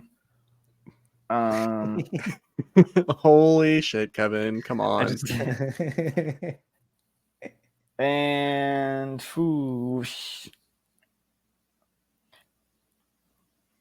bro, dude, this is a podcast. What is happening right now? What are you waiting? There's so many options. I'm gonna take. We're to stop in his tracks. I guess like what are we have to banter, I guess, while you like read through your list. Old I'll is a great I already movie. forgot what think movie he just picked. Wait, what was he picked what was the the married movie that couple, Owen just the picked? parents Pick and old. He Old. picked the parents and Oh, old. right. Yeah. Okay. This is crazy. This And is why I I'll hate take drafting. Speed Racer and Trixie from Okay, Speed that's Racer. that's the movie I was thinking of that I was thinking of Really? stealing from you. Yeah, I was like, I Oh. thought you might let it go undrafted for a second. I thought about taking it Well, from you. I didn't let it go. I That's was a really good. in, Yeah, I that's was in really- between a lot of walls there. Yeah, I was because I was gonna say like I was holding it out for maybe my anyway. Speed Racer's a good pick. Like That the is lockout definitely- season. Yeah, I think that's a really good pick. I love those guys. Yeah, I like the kiss at the end is really sweet. Doug, your Oh, tentative final pick of the draft. I really want all three of these people I have right now. on my No, we board. could, we'll have this conversation Well, after I do my last 3 pick. people is like a little. No, Yeah. sorry, Well, sorry. sorry. Are we three. allowed to take thrupples? Are we allowed to take I really want these 3 couples I have on my board. Yeah, Rupples. I think all of them are very fun. I don't think any of them are on your guys's like. Right. I don't Can think we you guys push it even to, like, considered any of 7? them. are these movies that we've seen? Yes. Okay. Well, you said that I about the haven't last seen- one, and then you took fucking Hero. Okay. Yes. What- Okay, can we push it to 7? Can we lock that in right now? Can we draft Um, 7 let- couples? Can we finish the 5th round before we Holy shit! have a discussion dude. about it? Fine. I'm drafting Yeah. Ed and Lorraine Warren from the Conjuring universe. Oh, okay. Yeah, not at all something I would have considered. Don't look at me like that, Owen. Don't look at me like that. What was that like shaking your head, bro? That was disrespectful. That was fucked up. Okay. That brings it back to me. What is I am happening going- right now? I am going to take Holy man! Put this on the Patreon. Oh my god. This is the worst podcast you've ever recorded. What are you talking about? This is like how a normal No, draft this is- goes. Um Yes, and that's why drafts should be outlawed in 97 states. okay. That's a lot of states. I'm going to take my favorite one off this entire list. Like the Yeah, state they of added a few. solid. Okay? Tyler State and of Johnny gas. Utah from Point Break. The best of the best. Wow. The reason why I asked earlier if bromances were allowed is because I could have drafted Point Break twice for both Tyler and Johnny Utah, and then for the bromance between Keanu Reeves and Patrick Swayze. Equally great picks. But since we're not doing bromances, I'm taking Tyler and Johnny Utah. No, they have Most obvious pick in the world. They fucking rock. The chemistry is unbelievable. They're both hot people who surf. It's like the ultimate romance in a non-romantic movie. This is exactly what I wanted to do this draft specifically for this movie.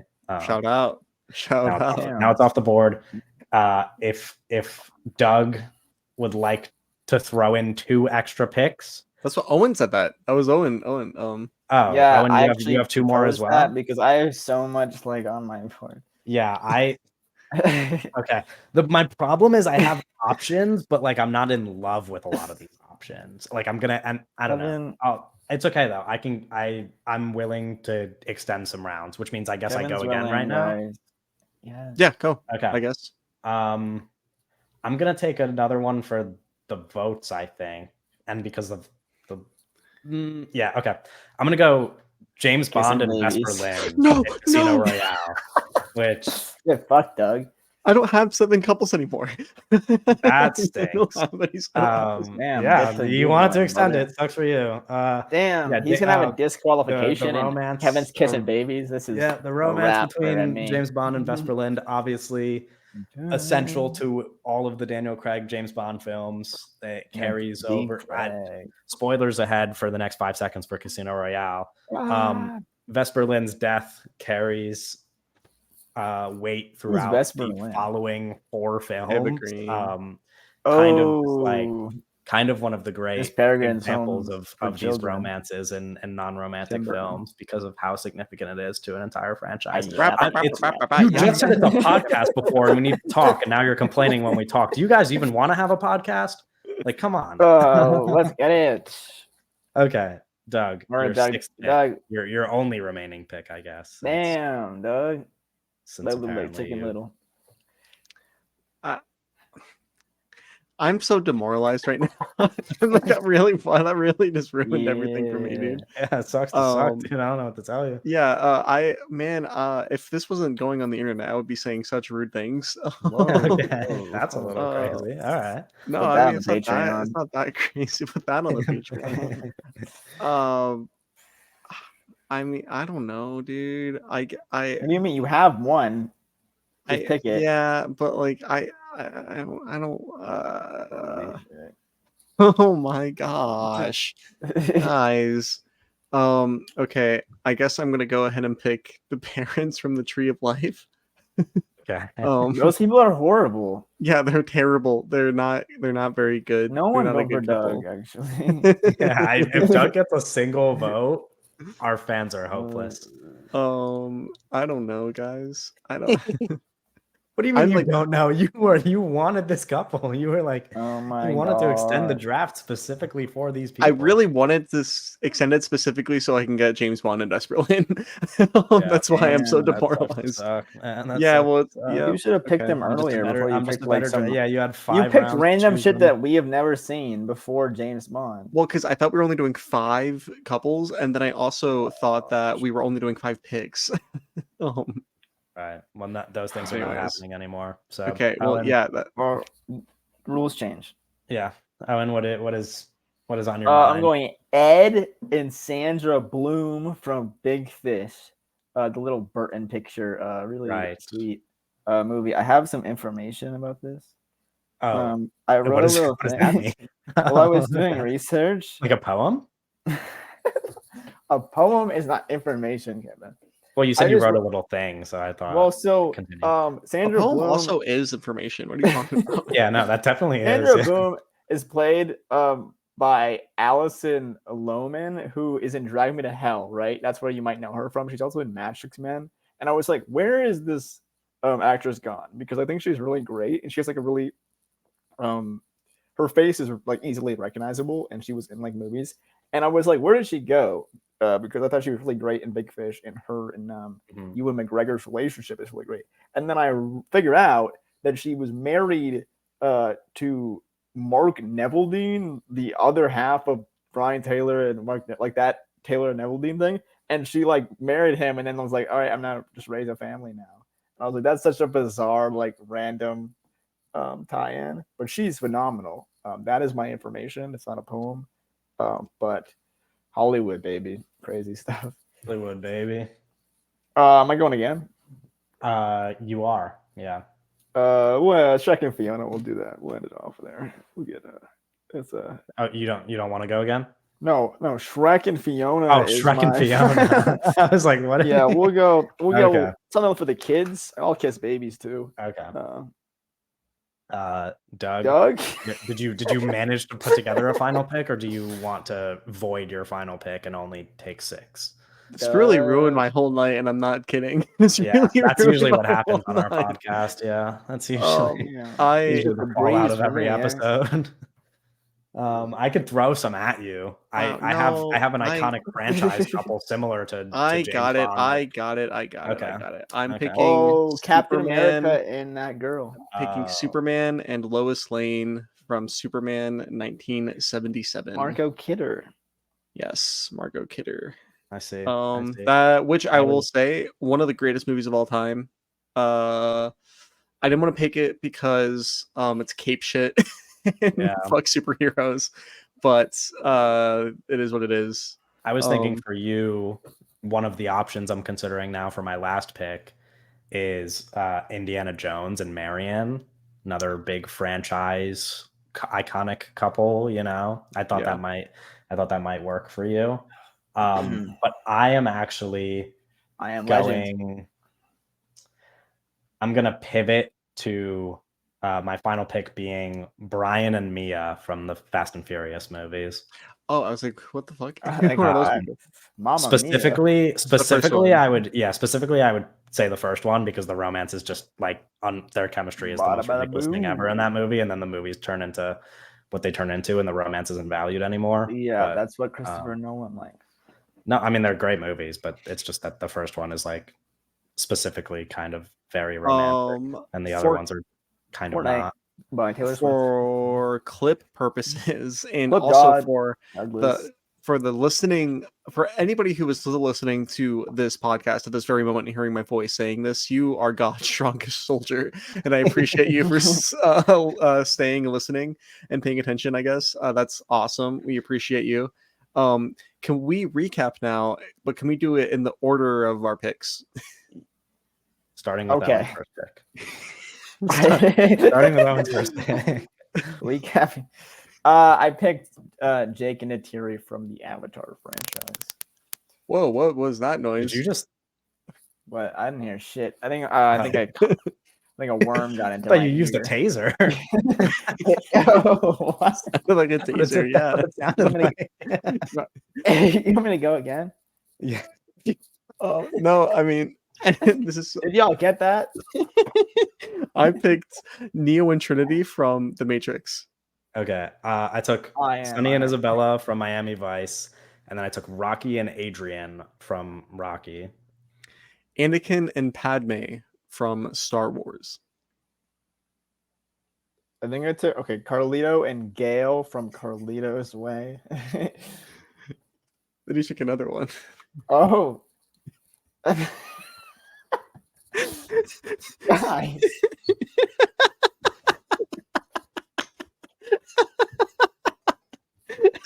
As we are, I want to remind everybody listening, we are 53 episodes into this run of podcasting. We've been doing this for over a year now, unprofessionally, by the way, as you can tell. But 53 episodes worth of doing this. Several drafts. I want to say somewhere around 200 plus hours of recording. But still, just something, just necessary context while I would read the next pick for everybody listening. I was laughing. Just something to keep in mind for the listeners at home. If you're listening to this portion of the episode, I don't know about other platforms, but Spotify has a very neat 15-second button that you could click about 3 to 4 times right now. Kevin, they can't clip. They're on the board. If you're watching on YouTube, just skip to the news. Skip to the news. Yeah. Oh man. Okay. Yeah. Oh, and your pick? Yeah, I need a second. Yeah, no, that's totally understandable. Like a bomb went off. Okay. Oh man.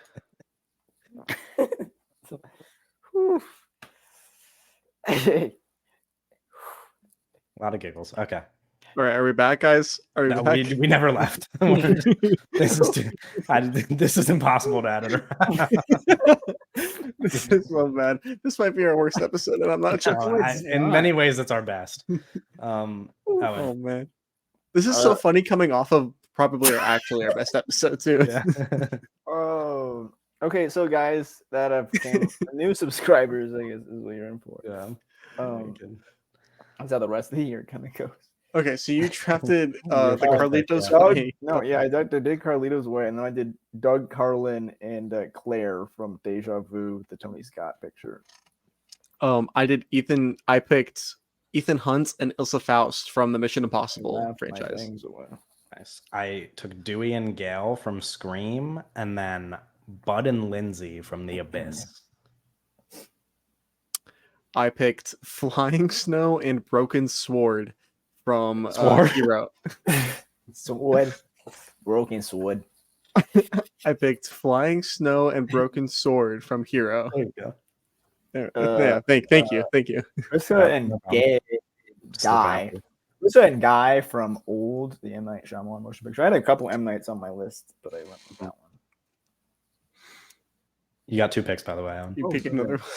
Yeah. Which one do I? What is my last? Is my last? What number is this? I believe this is number 5 and 6 for you. I don't believe this is how the draft went. This is not how it went. No, I don't think so. It's okay. Just name another pick. It's okay. We'll figure it out as we go. This is only for clipping purposes, by the way. It doesn't really matter how you say it. This is so great. How does it end like this?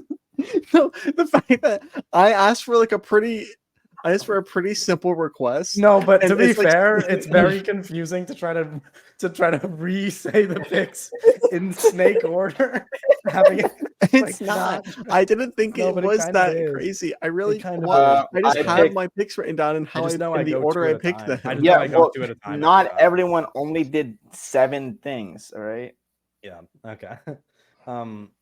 Owen, did you are you wanna Yeah, say- I got Ed and Sandra Bloom from Big Fish, the Tim Burton movie. Gotcha. I have Ed and Lorraine Warren from the Conjuring universe. Real. I took Tyler and Johnny Utah from Point Break, and James Bond and Vesper Lind from Casino Royale. I picked the parents from Tree of Life. Oh, parent. Meet the some reason. Fockers over here. Is that it? Speed Racer and back. Trixie, and then Speed Racer and Trixie from the Speed Racer movie, and Shrek and Fiona from Shrek. Yeah, and then I picked Superman and Lois Lane from Superman. And I picked Brian and Mia from Fast and Furious. Okay. We made it through. It took about 5 minutes, but we have recapped our picks. Hopefully, people utilized their skip button during that. I want to now remind people to like, comment, and subscribe. Although I don't know if you want to do those things after listening to the past few minutes.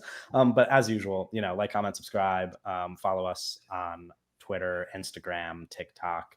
Give us a rating on Spotify and Apple Podcasts. Join our Discord. All of those good things.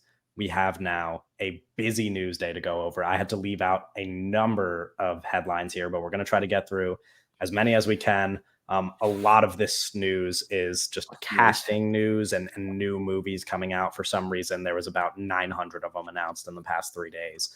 We're going to start with the big franchise, I guess, piece of news, which is that approximately 4 days ago, David Leitch was in talks to direct the Jurassic World movie. Just 3 days later, it has been reported that he no longer is in talks to direct the Jurassic World movies due to different creative visions.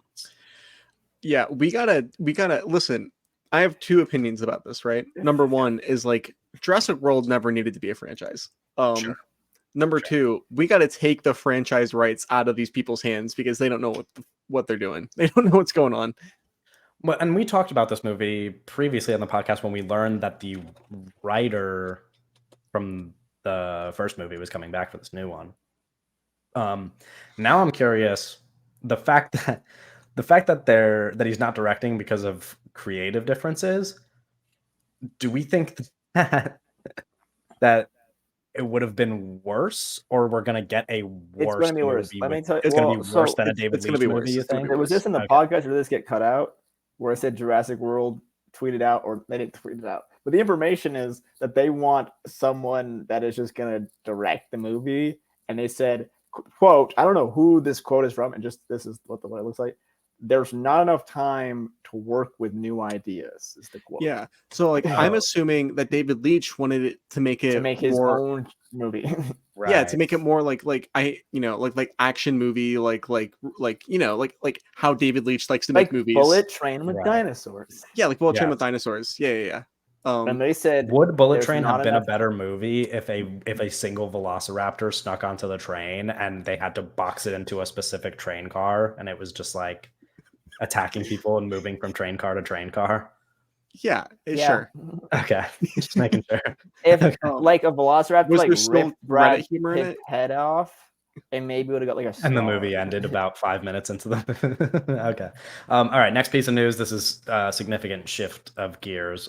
Spike Lee will be making High and Low for A24, a reinterpretation of Akira Kurosawa's film, and it will be starring Denzel Washington, the 5th collaboration, I want to say, between Spike Lee and Denzel Washington.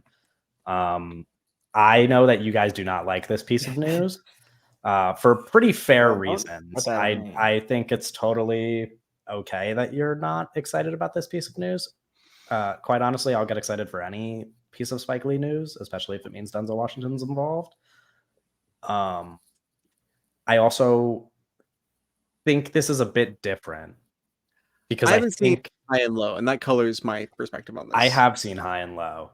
I think making a reinterpretation of High and Low is a significantly different project to take on than trying to remake Old Boy, Sure. which is a very distinct movie, for lack of a better word. Yeah. I think it's much more possible to do I want to say modern day remake of High and Low, with Denzel Washington. I think this has much different potential than something like remaking Old Boy. And it's Spike Lee doing it, and it's Denzel Washington, and Denzel Washington has given some of the best performances of his career in Spike Lee movies. Yeah, I don't know, like they're a great duo. I think it has. I'm as I don't want to say I'm as skeptical as everybody, but it's totally possible that this movie like sucks, and I'm aware of that fact. I'm just still gonna be excited until I find out if that's the case. My skeptics, not even skepticism, my like just initial reaction being like, oh, like what? Yeah, that wasn't because I think that this movie is going to be bad. It's probably going to be good. I mean, he's remaking what is by all accounts like one of the greatest movies of all time, or reinterpreting Sure. one of Yeah, the greatest movies sure. of all time. But it's like, it's more so I just want him to my gut reaction is that I want Spike Lee, one of our great American auteurs, to make new movies. I think that's fair, but also the guy's made like 60 of them, you know? Yeah. Like It's just weird. I don't he's know. made like 50 original works, you know? Like Yeah, he's like yeah, yeah. they're out there for the world. Like I think when you put out as much as he has for the span of like 5 decades or whatever, you're allowed to, do a couple remakes, take some risks or whatever you want Yeah, to it's do. not the worst thing Um, in the world. I think it's kind of bizarre. yeah. This next piece of news, I'm curious how you guys feel because I don't know if you have seen the movies of this filmmaker, but Kogonada's next film, A Big, Bold, Beautiful Journey, will star Margot Robbie and Colin Farrell. It's described as an imaginative tale of two strangers and the unbelievable journey that connects them. Kogonada previously has made Columbus and After Yang, Yeah, I've seen and before Columbus. that, some like YouTube videos. I think this is good for Margot Robbie. Yeah, working with I, a yeah, real well, I think fucking director in well, Coconada. I Not that think she hasn't worked with real directors, but just coming off of Barbie, she could have gone in a very different direction. And I yes, think yeah, this being like the next big move for her is like a good idea. yeah. I agree with that. And I think that more importantly, this is really fucking cool for Kogonada. I think there's going to be a very obvious I want to watch whatever is in whatever Margot Robbie is in next kind of craze. And maybe that will bring way more eyes to this movie than if anybody else was starring in it. He's worked with Colin No, Farrell I mean we already talked in about it After earlier. I Yang. think Margot Robbie is a movie star. Like Yeah, she's someone where like if she did a rom com of that size, like that would be a yeah. big hit, especially like coming off of Barbie. And I think it's like kind of a testament to both of their talents almost that they want to work with each other. Like it's like for her to want to do a Kogonada movie after just making $1 billion Oh, movie, and for him to want to work with Margot Robbie. Is there a what happened to Dark? it's the writer of The Menu. Okay, that doesn't. I Did don't think Margot that. Robbie produce the menu, or am I making that up? I Oh, don't think let's she look. did. I'm I on don't the think she page right did. now. Because she Let's has some produce. weird producing credits that aren't. No, she didn't. Will Ferrell did though. Okay, maybe that's what it was. Um, Bro in said all okay. honesty, no, No, I did like it? Oh, truthfully, did she produce Saltburn? Is that what it was? I don't Margot know. Robbie. truthfully, I don't think that matters, especially because the Yeah, looking she at this produced Saltburn. writer, She produced Saltburn. looking at this writer, he's only written The Menu. So like there's no telling what he does in a completely different movie. Like this is not going to be a script like you guys haven't seen either of Kogonada's movies, right? I've seen Oh, you Columbus. have? Oh, Yeah, yeah, okay. yeah. I mean, this Bro, is like whatever script he's writing for the guy who made Columbus is not gonna be like The Menu, you know? well, but Like, also, We'll see. We'll see. like that's but the oh, thing is, like Kogonada wrote Columbus. That's sure. another layer to this too. Sure, but I Um, just I just I don't So know. when we say I have like, a oh, lot this of- is another. twin. No, it's just one of those things when we say like, oh, this is another Kogonada movie. It's like, I don't know. There's a little bit of an asterisk. Like, I guess I um, just have a lot of faith in like whatever decisions he wants to make. yeah. Like I I'm mean, sure he could have wrote whatever movie he's doing next. He probably thinks highly of this script. Is my guess. we're I don't know. I don't know. We're judging a movie that does not. We're not going to see Yeah, for 3 years. yeah, exactly. Speaking of like newer directors, next up, Celine Song's next film, Materialists, is a New York set rom-com following a high-end matchmaker who gets involved with a wealthy man but still has feelings for the broke actor waiter she left behind. That is quite the description. Anyway, more importantly, Dakota Johnson, Pedro Pascal, and Chris Evans are in talks to star. Yep. Goodbye, Celine Song. Yeah, unfortunate piece of news. It was nice while it lasted. Past Lives, one of my all-time favorites. You should have stayed away from Chris Evans. Dakota Johnson, Pedro Pascal. No, but Dakota Johnson could like crazy. But Dakota Johnson could like absolutely save this project. I think. What are you talking about? It's a rom-com. It's a rom-com with Dakota Johnson. What do you mean, buddy? My mother was in the forest when she researching spiders. That's not even like you can't even compare those things. Okay. Those are not like we just talked about how Sydney Sweeney didn't have to be good in a rom-com because she's Sydney Sweeney. Yeah, Dakota Johnson is like one of the most likable celebrities. Yes, she is. You guys are on a completely different side of the internet if you don't like Dakota Johnson or like Dakota Johnson's like people do. An annoying nepo baby. Okay. This is a crazy perspective that I'm discovering. Okay. Literally everywhere I go, she's on not the internet, saving any movie. I don't know Dakota Johnson. I don't know. This is shocking to me. Everybody I know loves Dakota Johnson. That's fine. That's fine. I don't hate Dakota Johnson. I think that she's interesting. But I think that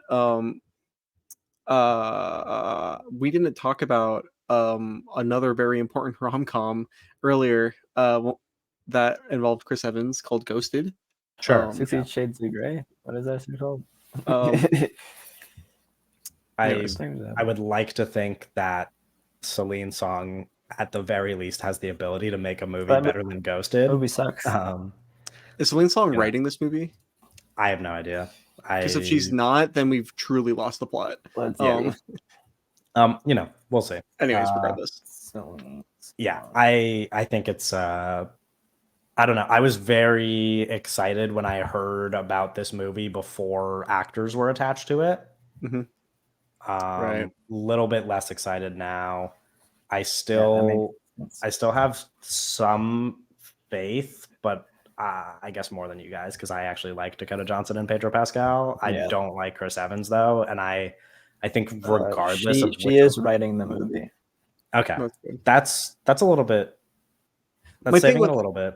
Another thing though is like the thing with Chris Evans is like he's in bad movies. The thing with Pedro Pascal, I like Pedro Pascal. He's in bad movies. Sure. One thing I will say, bad movies, as much as I dislike Chris Evans, and as much as you can point to the previous like bad films he's made, I think there's a world in which he channels some of his only good performances, depending on like what kind of rom-com this is, because it's saying that like she gets involved with a wealthy man and then like still has feelings for this like broke waiter guy. And if Pedro Pascal is the broke waiter guy and Chris Evans plays kind of like a wealthy like asshole kind of dude, I think he can potentially, like depending on what the jokes are like for him, I think he could be funny in a role like that, the way that he's funny in something like Scott Pilgrim, even if it was like 20 years ago. Absolutely. I also think that if Ana de Armas was like a spy and if Chris Evans was kind of like a dimwit, like not aware of the situation kind of guy. Okay, we're gonna talk about Ghosted. Congrats, like that. Yeah. No, hey, thanks for dumbing it down. No, I'm just saying, like you're just bringing up another like Ghost. You're comparing Ghosted to a Celine Song movie. You know what I mean? Like this is like both. I am doing that. Yes, both bad. Yeah. Okay. Right. Great. Good job, Owen. Hunter Schafer and Noomi Rapace to star in Yay! psychological horror thriller Palette. Let's go. It follows Dolly, a woman suffering from extreme synesthesia, a rare condition through which she is able to hear colors. She's recruited into a secretive, cult-like industry of color design, where she discovers the dark reality of what it takes to make the world's greatest hues. Hues. It sounds cool. Like Midsummer, but good. Yeah. Let's Okay. go. How? Let's go. How in like literally any way is that like Midsummer? Other just than have the to fact see that the they're movie, Other than the word cult being used in the description. I don't know. Owen has I've just seen one cult movie. It was Midsummer. He has never Mhm. watched another cult movie since then or before then. I saw Heaven's Gate. Oh, okay. There you go. no, that sounds cool. I don't know. Yeah. Hunter Schafer. What's the name of the horror movie that's coming out this year? That's for all that joke was for all Cuckoo. for all the Camino heads. Yeah, Cuckoo. Oh, and what did you say? That was indecipherable to me. He said that joke was for the Camino heads. Okay, yeah. Sorry, yeah. I need my translator on that one. You're good. Can you remind me, Owen, what the name of that Hunter Schafer horror movie that's coming out is called? Cuckoo. Right. Yeah. There you go. You got the little teaser that. Yeah. Yeah. Sorry, Doug. I don't know. That was what Kevin did. I want to acknowledge you there. I don't know why I did. Oh, did Doug say? My bad. Sorry. You know what? It's okay. I'm just saying that's like back to back, like. Horror, no, she's like gonna. Psychological She's horror. in her bag. Yeah. Yeah. Interesting. I mean, but they shot Cuckoo like years ago. But this, I'm excited for this one too. Noomi Rapace, I think, is great. I think she's another underrated kind of actress that she's quite good. Yeah. Got her really. She's not like a movie star or anything like that, but she's really great. She's very talented. She's really great in. I think it's a De Palma film. How do you guys feel about this next piece of news? Because interesting description for a movie. Channing Tatum to star in a true crime story called Roof Man, directed by Derek Cianfrance. The film centers on Jeffrey Manchester, a serial robber who broke into more than 60 McDonald's overnight via their roofs. Oh my! What does that happen? Okay, it's not great when he mutes. I'm a robber broke it. When what? Wait, what happened, Kevin? Did you guys not hear that? No. It muted. You instantly muted your mic. What do you mean? No, my mic has been on this whole time. I didn't mute. That's weird. Yeah, I cut out. Broke the sound barriers. Only dogs could hear you. I described the movie, and then for some reason, the Siri on my laptop turned on, and she just said, "I don't get it." Okay. All right. Very silly. Okay. I think this is okay. The description for the movie is so strange. I don't know what like the tone of the movie is gonna be. I need a trailer or something. I don't know. But it seems like one, I love anything that Channing Tatum does. Two, I don't love the movies. I love seeing him in the movies. I think Derek Cianfrance is like a good director and makes good movies, and he's is there like a falling out happening between him and Ryan Gosling? Well, Ryan Gosling wants to make Slop, and Derek is still trying. Does not. Yeah, and like maybe Channing Tatum is like his new Ryan Gosling. I could be okay with maybe not, but I don't know if it means we get like when you consider the performances that Ryan Gosling gave in Derek's movies, if we get like a fucking, like an awesome Channing Tatum performance, that would be pretty cool. Yeah. I don't know, just something to keep in mind. Cillian Murphy to produce and star in Steve for Netflix. The film traces a pivotal 24 hours in the life of a head teacher of a last chance reform school who struggles to keep his students in line while also grappling with his spiraling mental health. I don't know how I feel about him making a Netflix movie, but I know there was like news of the other movie that he's working on. So this will be like in a random edit in like 7 years. Yeah, sure. Listen, something to keep in mind about this is that as one of the world's foremost Cillian Murphy enjoyers, despite his popularity, he likes to just like do shit.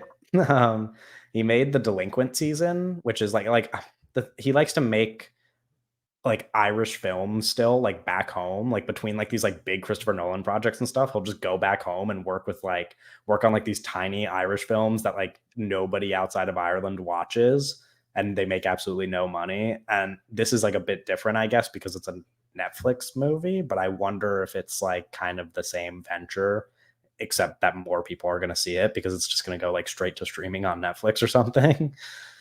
I just opened the Deadline article about this movie, Steve, to like, skim it.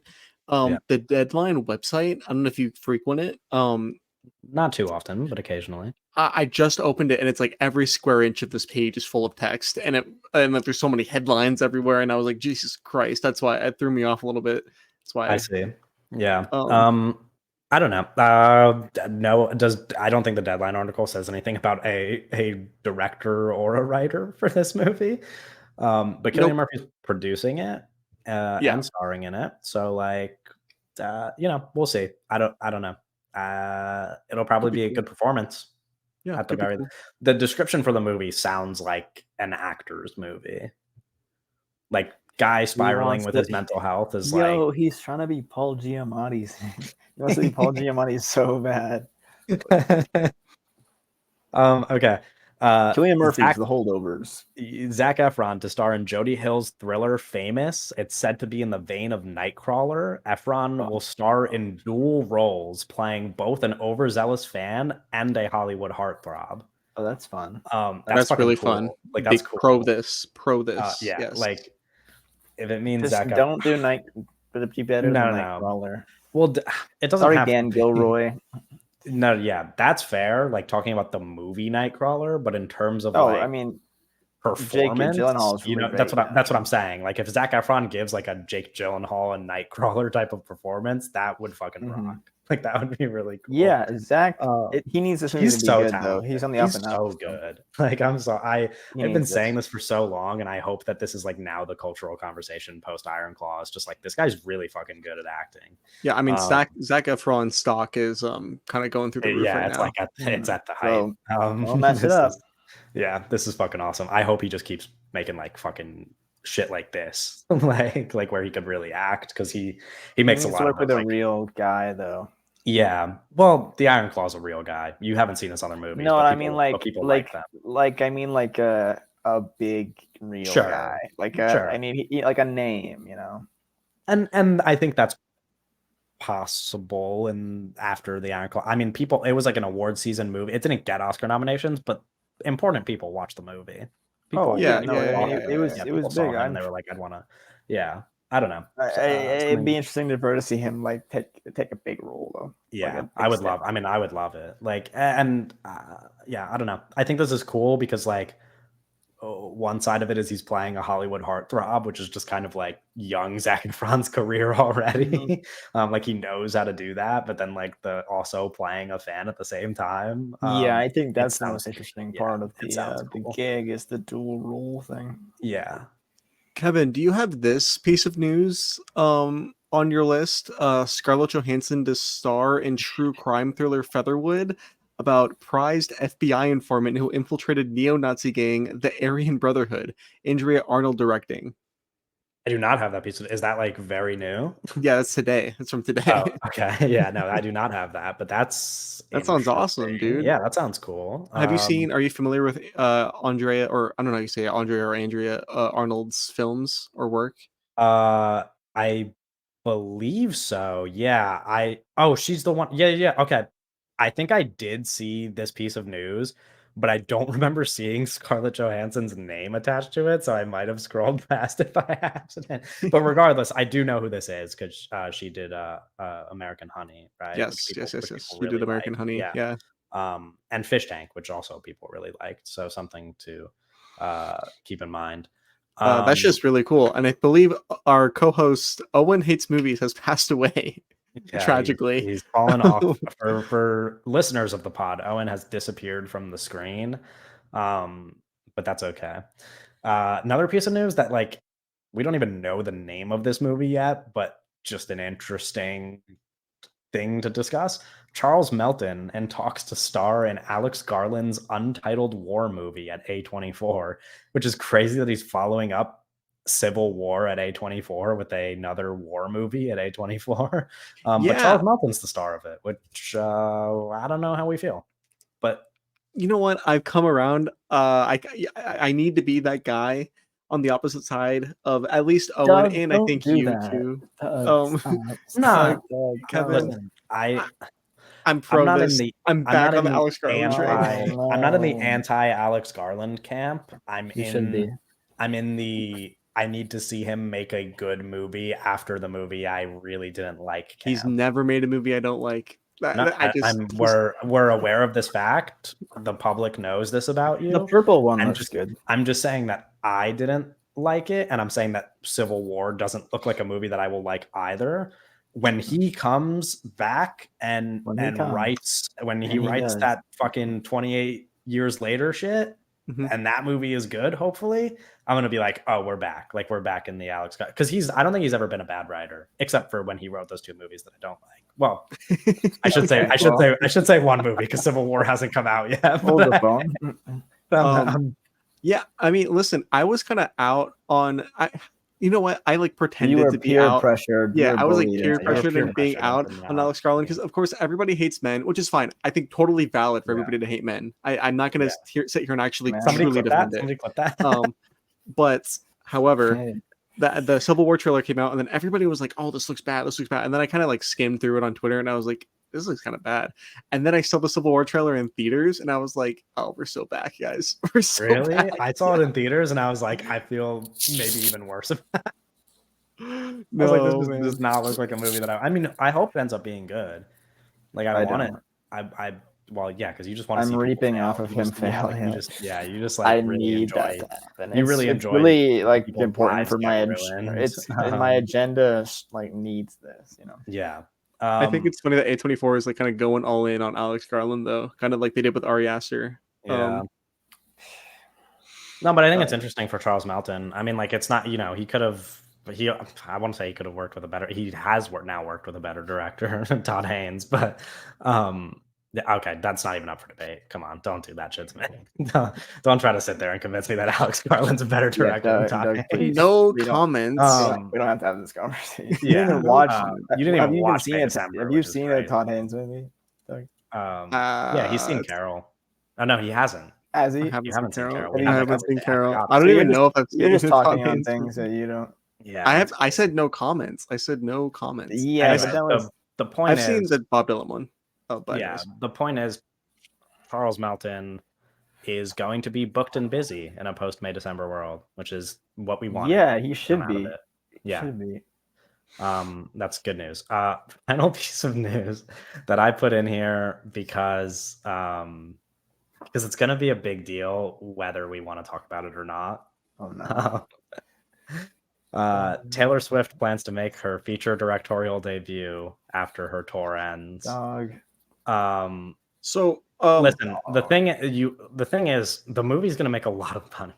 Yeah, no, it's gonna be. This is like really important.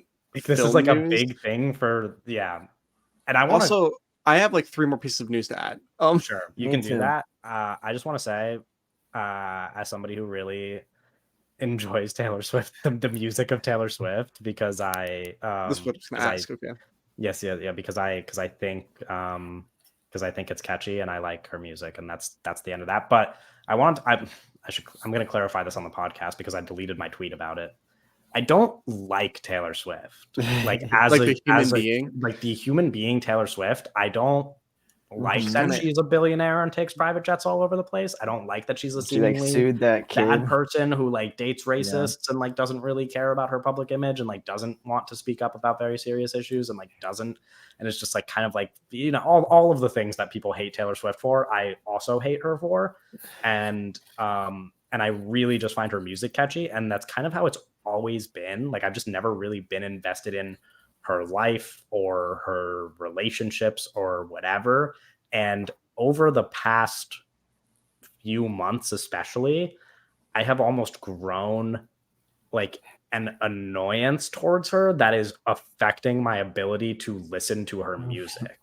Like the degree to which she has made herself look so fucking annoying over the past couple months has made me want to skip her songs when they play in my car, which is annoying because if you know anything about my Spotify algorithm, if I click play on my liked songs, it only plays Taylor You're Swift gonna need to find songs. some new music. Well, I mean that what she did at the Grammys, and I don't know because listen, Swifties, They're not are watching that. So. are crazy. Yeah, the Swifties are not like that's not our fan base. I just want to throw that out there. But it's like I think that what she did at the Grammys I thought was so annoying, even just as like a piece of Yeah, I celebrityism. felt I was it was like, like a bit disrespectful to do at an award show. Almost like it's like yeah, I like got excited because I was like, oh, new Taylor Swift album, and then I thought about it for a minute, and I was like, people are like having the best nights of their lives right now, you know? Like people have like dreamed of like winning this award their entire lives, and it's not even going to be remembered because Taylor Swift announced an album that night. You know what I mean? Which like yeah. it sounds stupid because like there's obviously always big things that happen at award shows that distract from the actual award. So it's not like she's like some like this is like some unique thing, No, you know what none I of it mean? matters. None of this matters. It's just like a little weird and kind of annoying. Like, Yeah, and I think specifically to circle back to the fact that she's making a directorial debut. I quite liked that music video movie. so That she that's did. what I wanted to get into. I think that is so bad. Like Sure, from yeah, a that's film, fine. like That, from a sure, from a filmmaking filmmaking, standpoint. yeah, sure, Like, sure. I think the way that it like, yeah, that's fair. I'm She not don't gonna know argue shit that. about Griffith. Like I'm not gonna, yeah, well, what a fucking surprise. I'm not gonna argue that it's good. I think that it's an important conversation to have because it's gonna have big actors in it because it's Taylor Swift. It's going to make a lot of money because Joe it's Taylor Alwyn. Swift, and it's going to in some Alwyn, way affect movie going or audience or something in the same way that like a Barbenheimer did. You know what I mean? It'll like be good for theaters. because sure it will, but also like some of those things that are good for theaters are simultaneously bad for theaters for the people who really enjoy going to the theaters to watch movies. Example, the Eras Tour blasting at every but I movie don't that think you it's saw. gonna. Which Is like it gonna it's be a not music no video? it's not gonna be a musical. I'm just saying like that's like a not even just that, but like I don't know. I just think from an audience perspective, one thing that I noticed, which like I get it because it's a concert movie, but having all of like these teenagers who are obsessed with Taylor Swift go to see the Eras Tour and It's just be gonna be like really Barbie. bad about movie etiquette it's gonna is be like kind of not like Barbie. Yeah, that's yeah actually. Well, that's what I wanted to say. I think that it's gonna be. It's probably gonna be something, with like kind of like the politics of Barbie, like the fake like the sure. fake feminism of Barbie. Not I think White not liberal Barbie doesn't feminism. have like fake feminism. I just think whatever. My Yeah, you could argue whether it's effective It'll or be not. like an yeah. But it's like, but the thing is like it's You gonna be can't- like you're not gonna be able to- kind of like have like be like It'll be a some kind of similar misguided thing cultural like that. thing. Yeah. But I think it's gonna be that, but like with like somebody that is so much less talented at making movies. Greta Like Greta Gerwig, Gerwig is a very talented Like, filmmaker. Yeah, exactly. Yeah. I don't know. I just wonder like what impact. I guess I gave the wrong example. Is but I David O. just Russell wonder, gonna like, produce? No, yeah. No, seriously, like that's a I mean, maybe, possibility. yeah. Like I just meant like what impact it could have on just like our world. Like not like our world, but like our world, like the world of us as The people world of who us, consume yes. movies. yeah. You know, I don't know. because it's going to be a big cultural thing For at sure. like large. I guess it's just like I don't know how like where we see that bleed into and like how that affects like movie going audience, and it could just end up being a good thing. Like the Like Barbie what thing will is Richard ultimately, like, Brody say about it? You know, Sure, no. Sure, What will but, like, Richard Brody say about it? That's true. and then Like, will he get murdered for what he says about it? right? Will But like Richard I don't know, Brody it could just die end up for this it could just end up being like Taylor I was Swift about to movie? say, like just a net positive, even where like Barbie, like whether you think the movie is good or not, like people went to the movies this past year. Will the Taylor after Swift movie be Barbie? nominated for an Oscar? No, maybe. almost certainly, if people like it, almost 1,000,000% it will. People have Well, Barbie was nominated for 7 Oscars this year. yeah, but you can't just like compare it to Barbie because like Barbie is like Greta it'll be. Gerwig, I think who it is will be mentioned adored. in awards. No, I know, but like you have to consider. I think you guys are like being a little too narrow about it because it's like Greta I Gerwig know. is We are. beloved by the Academy, like Yeah. has been I mean, so Flamin' awarded Hot for Cheeto got a like nomination. I don't know. no, I know, but like you're saying this as if like as if there's never been movies that people love that made $1 billion that don't get Oscar nominated. Like that happens all the time. You know what I mean? That's every Marvel movie. That's every like this happens all I Yeah, the think but I the think fact if that the that industry, wasn't Barbie is notable, and I think it's more than just that it's a Greta Gerwig thing. I but I don't like.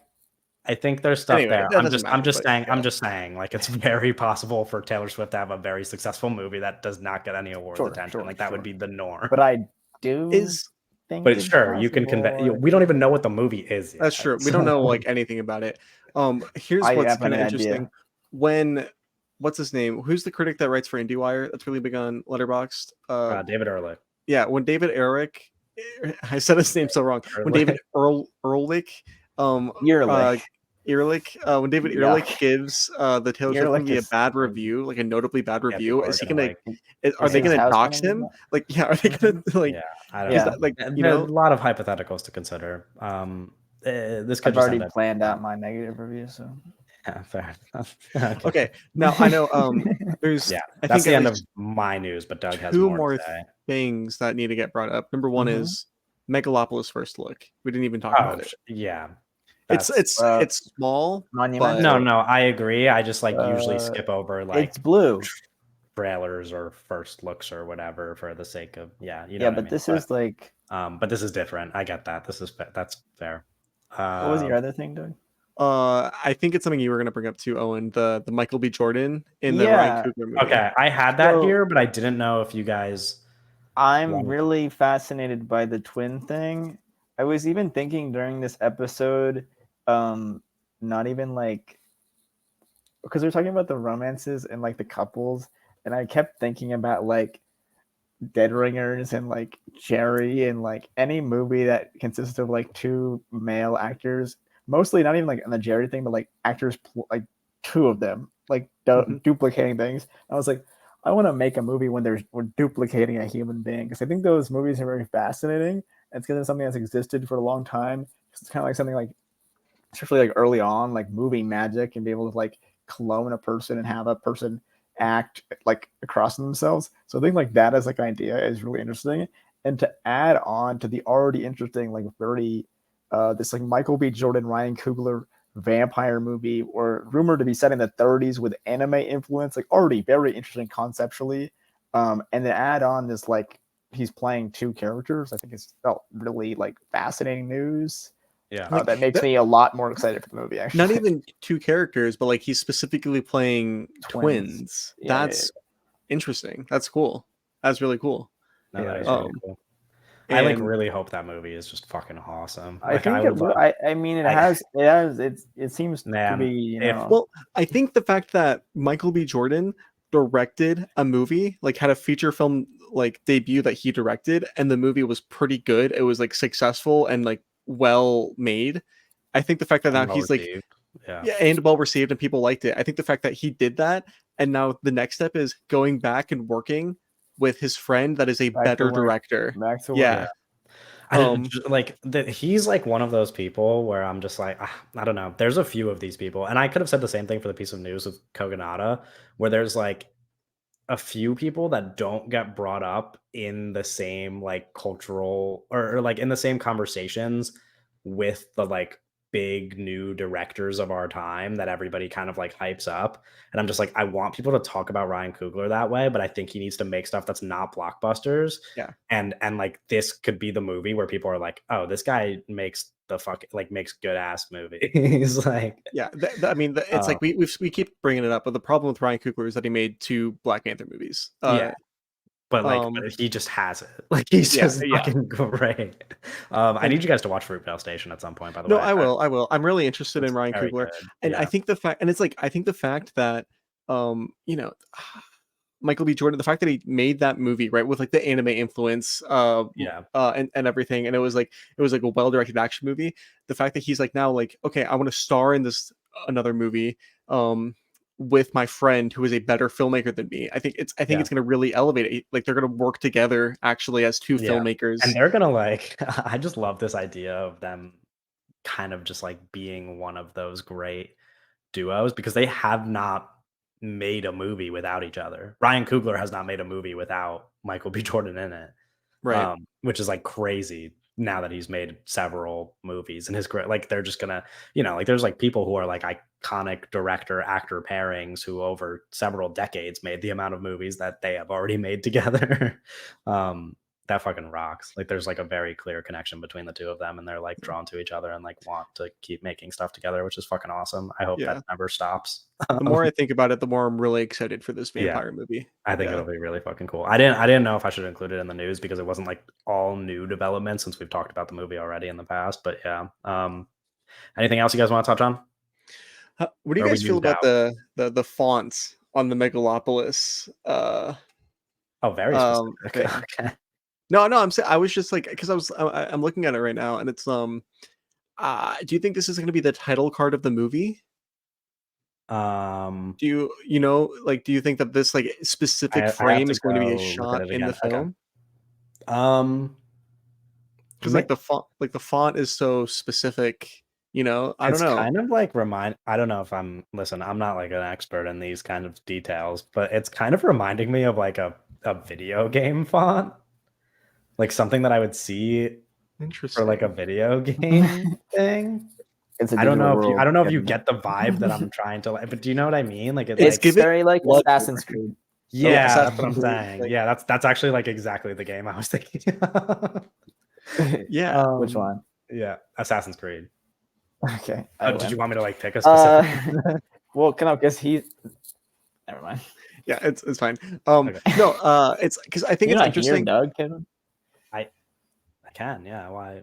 Okay, no, don't worry about it. I think that the that statue is interesting because I cannot tell what it is. I keep looking at it. I cannot tell what that statue is in the center. Yeah, that is toppled over.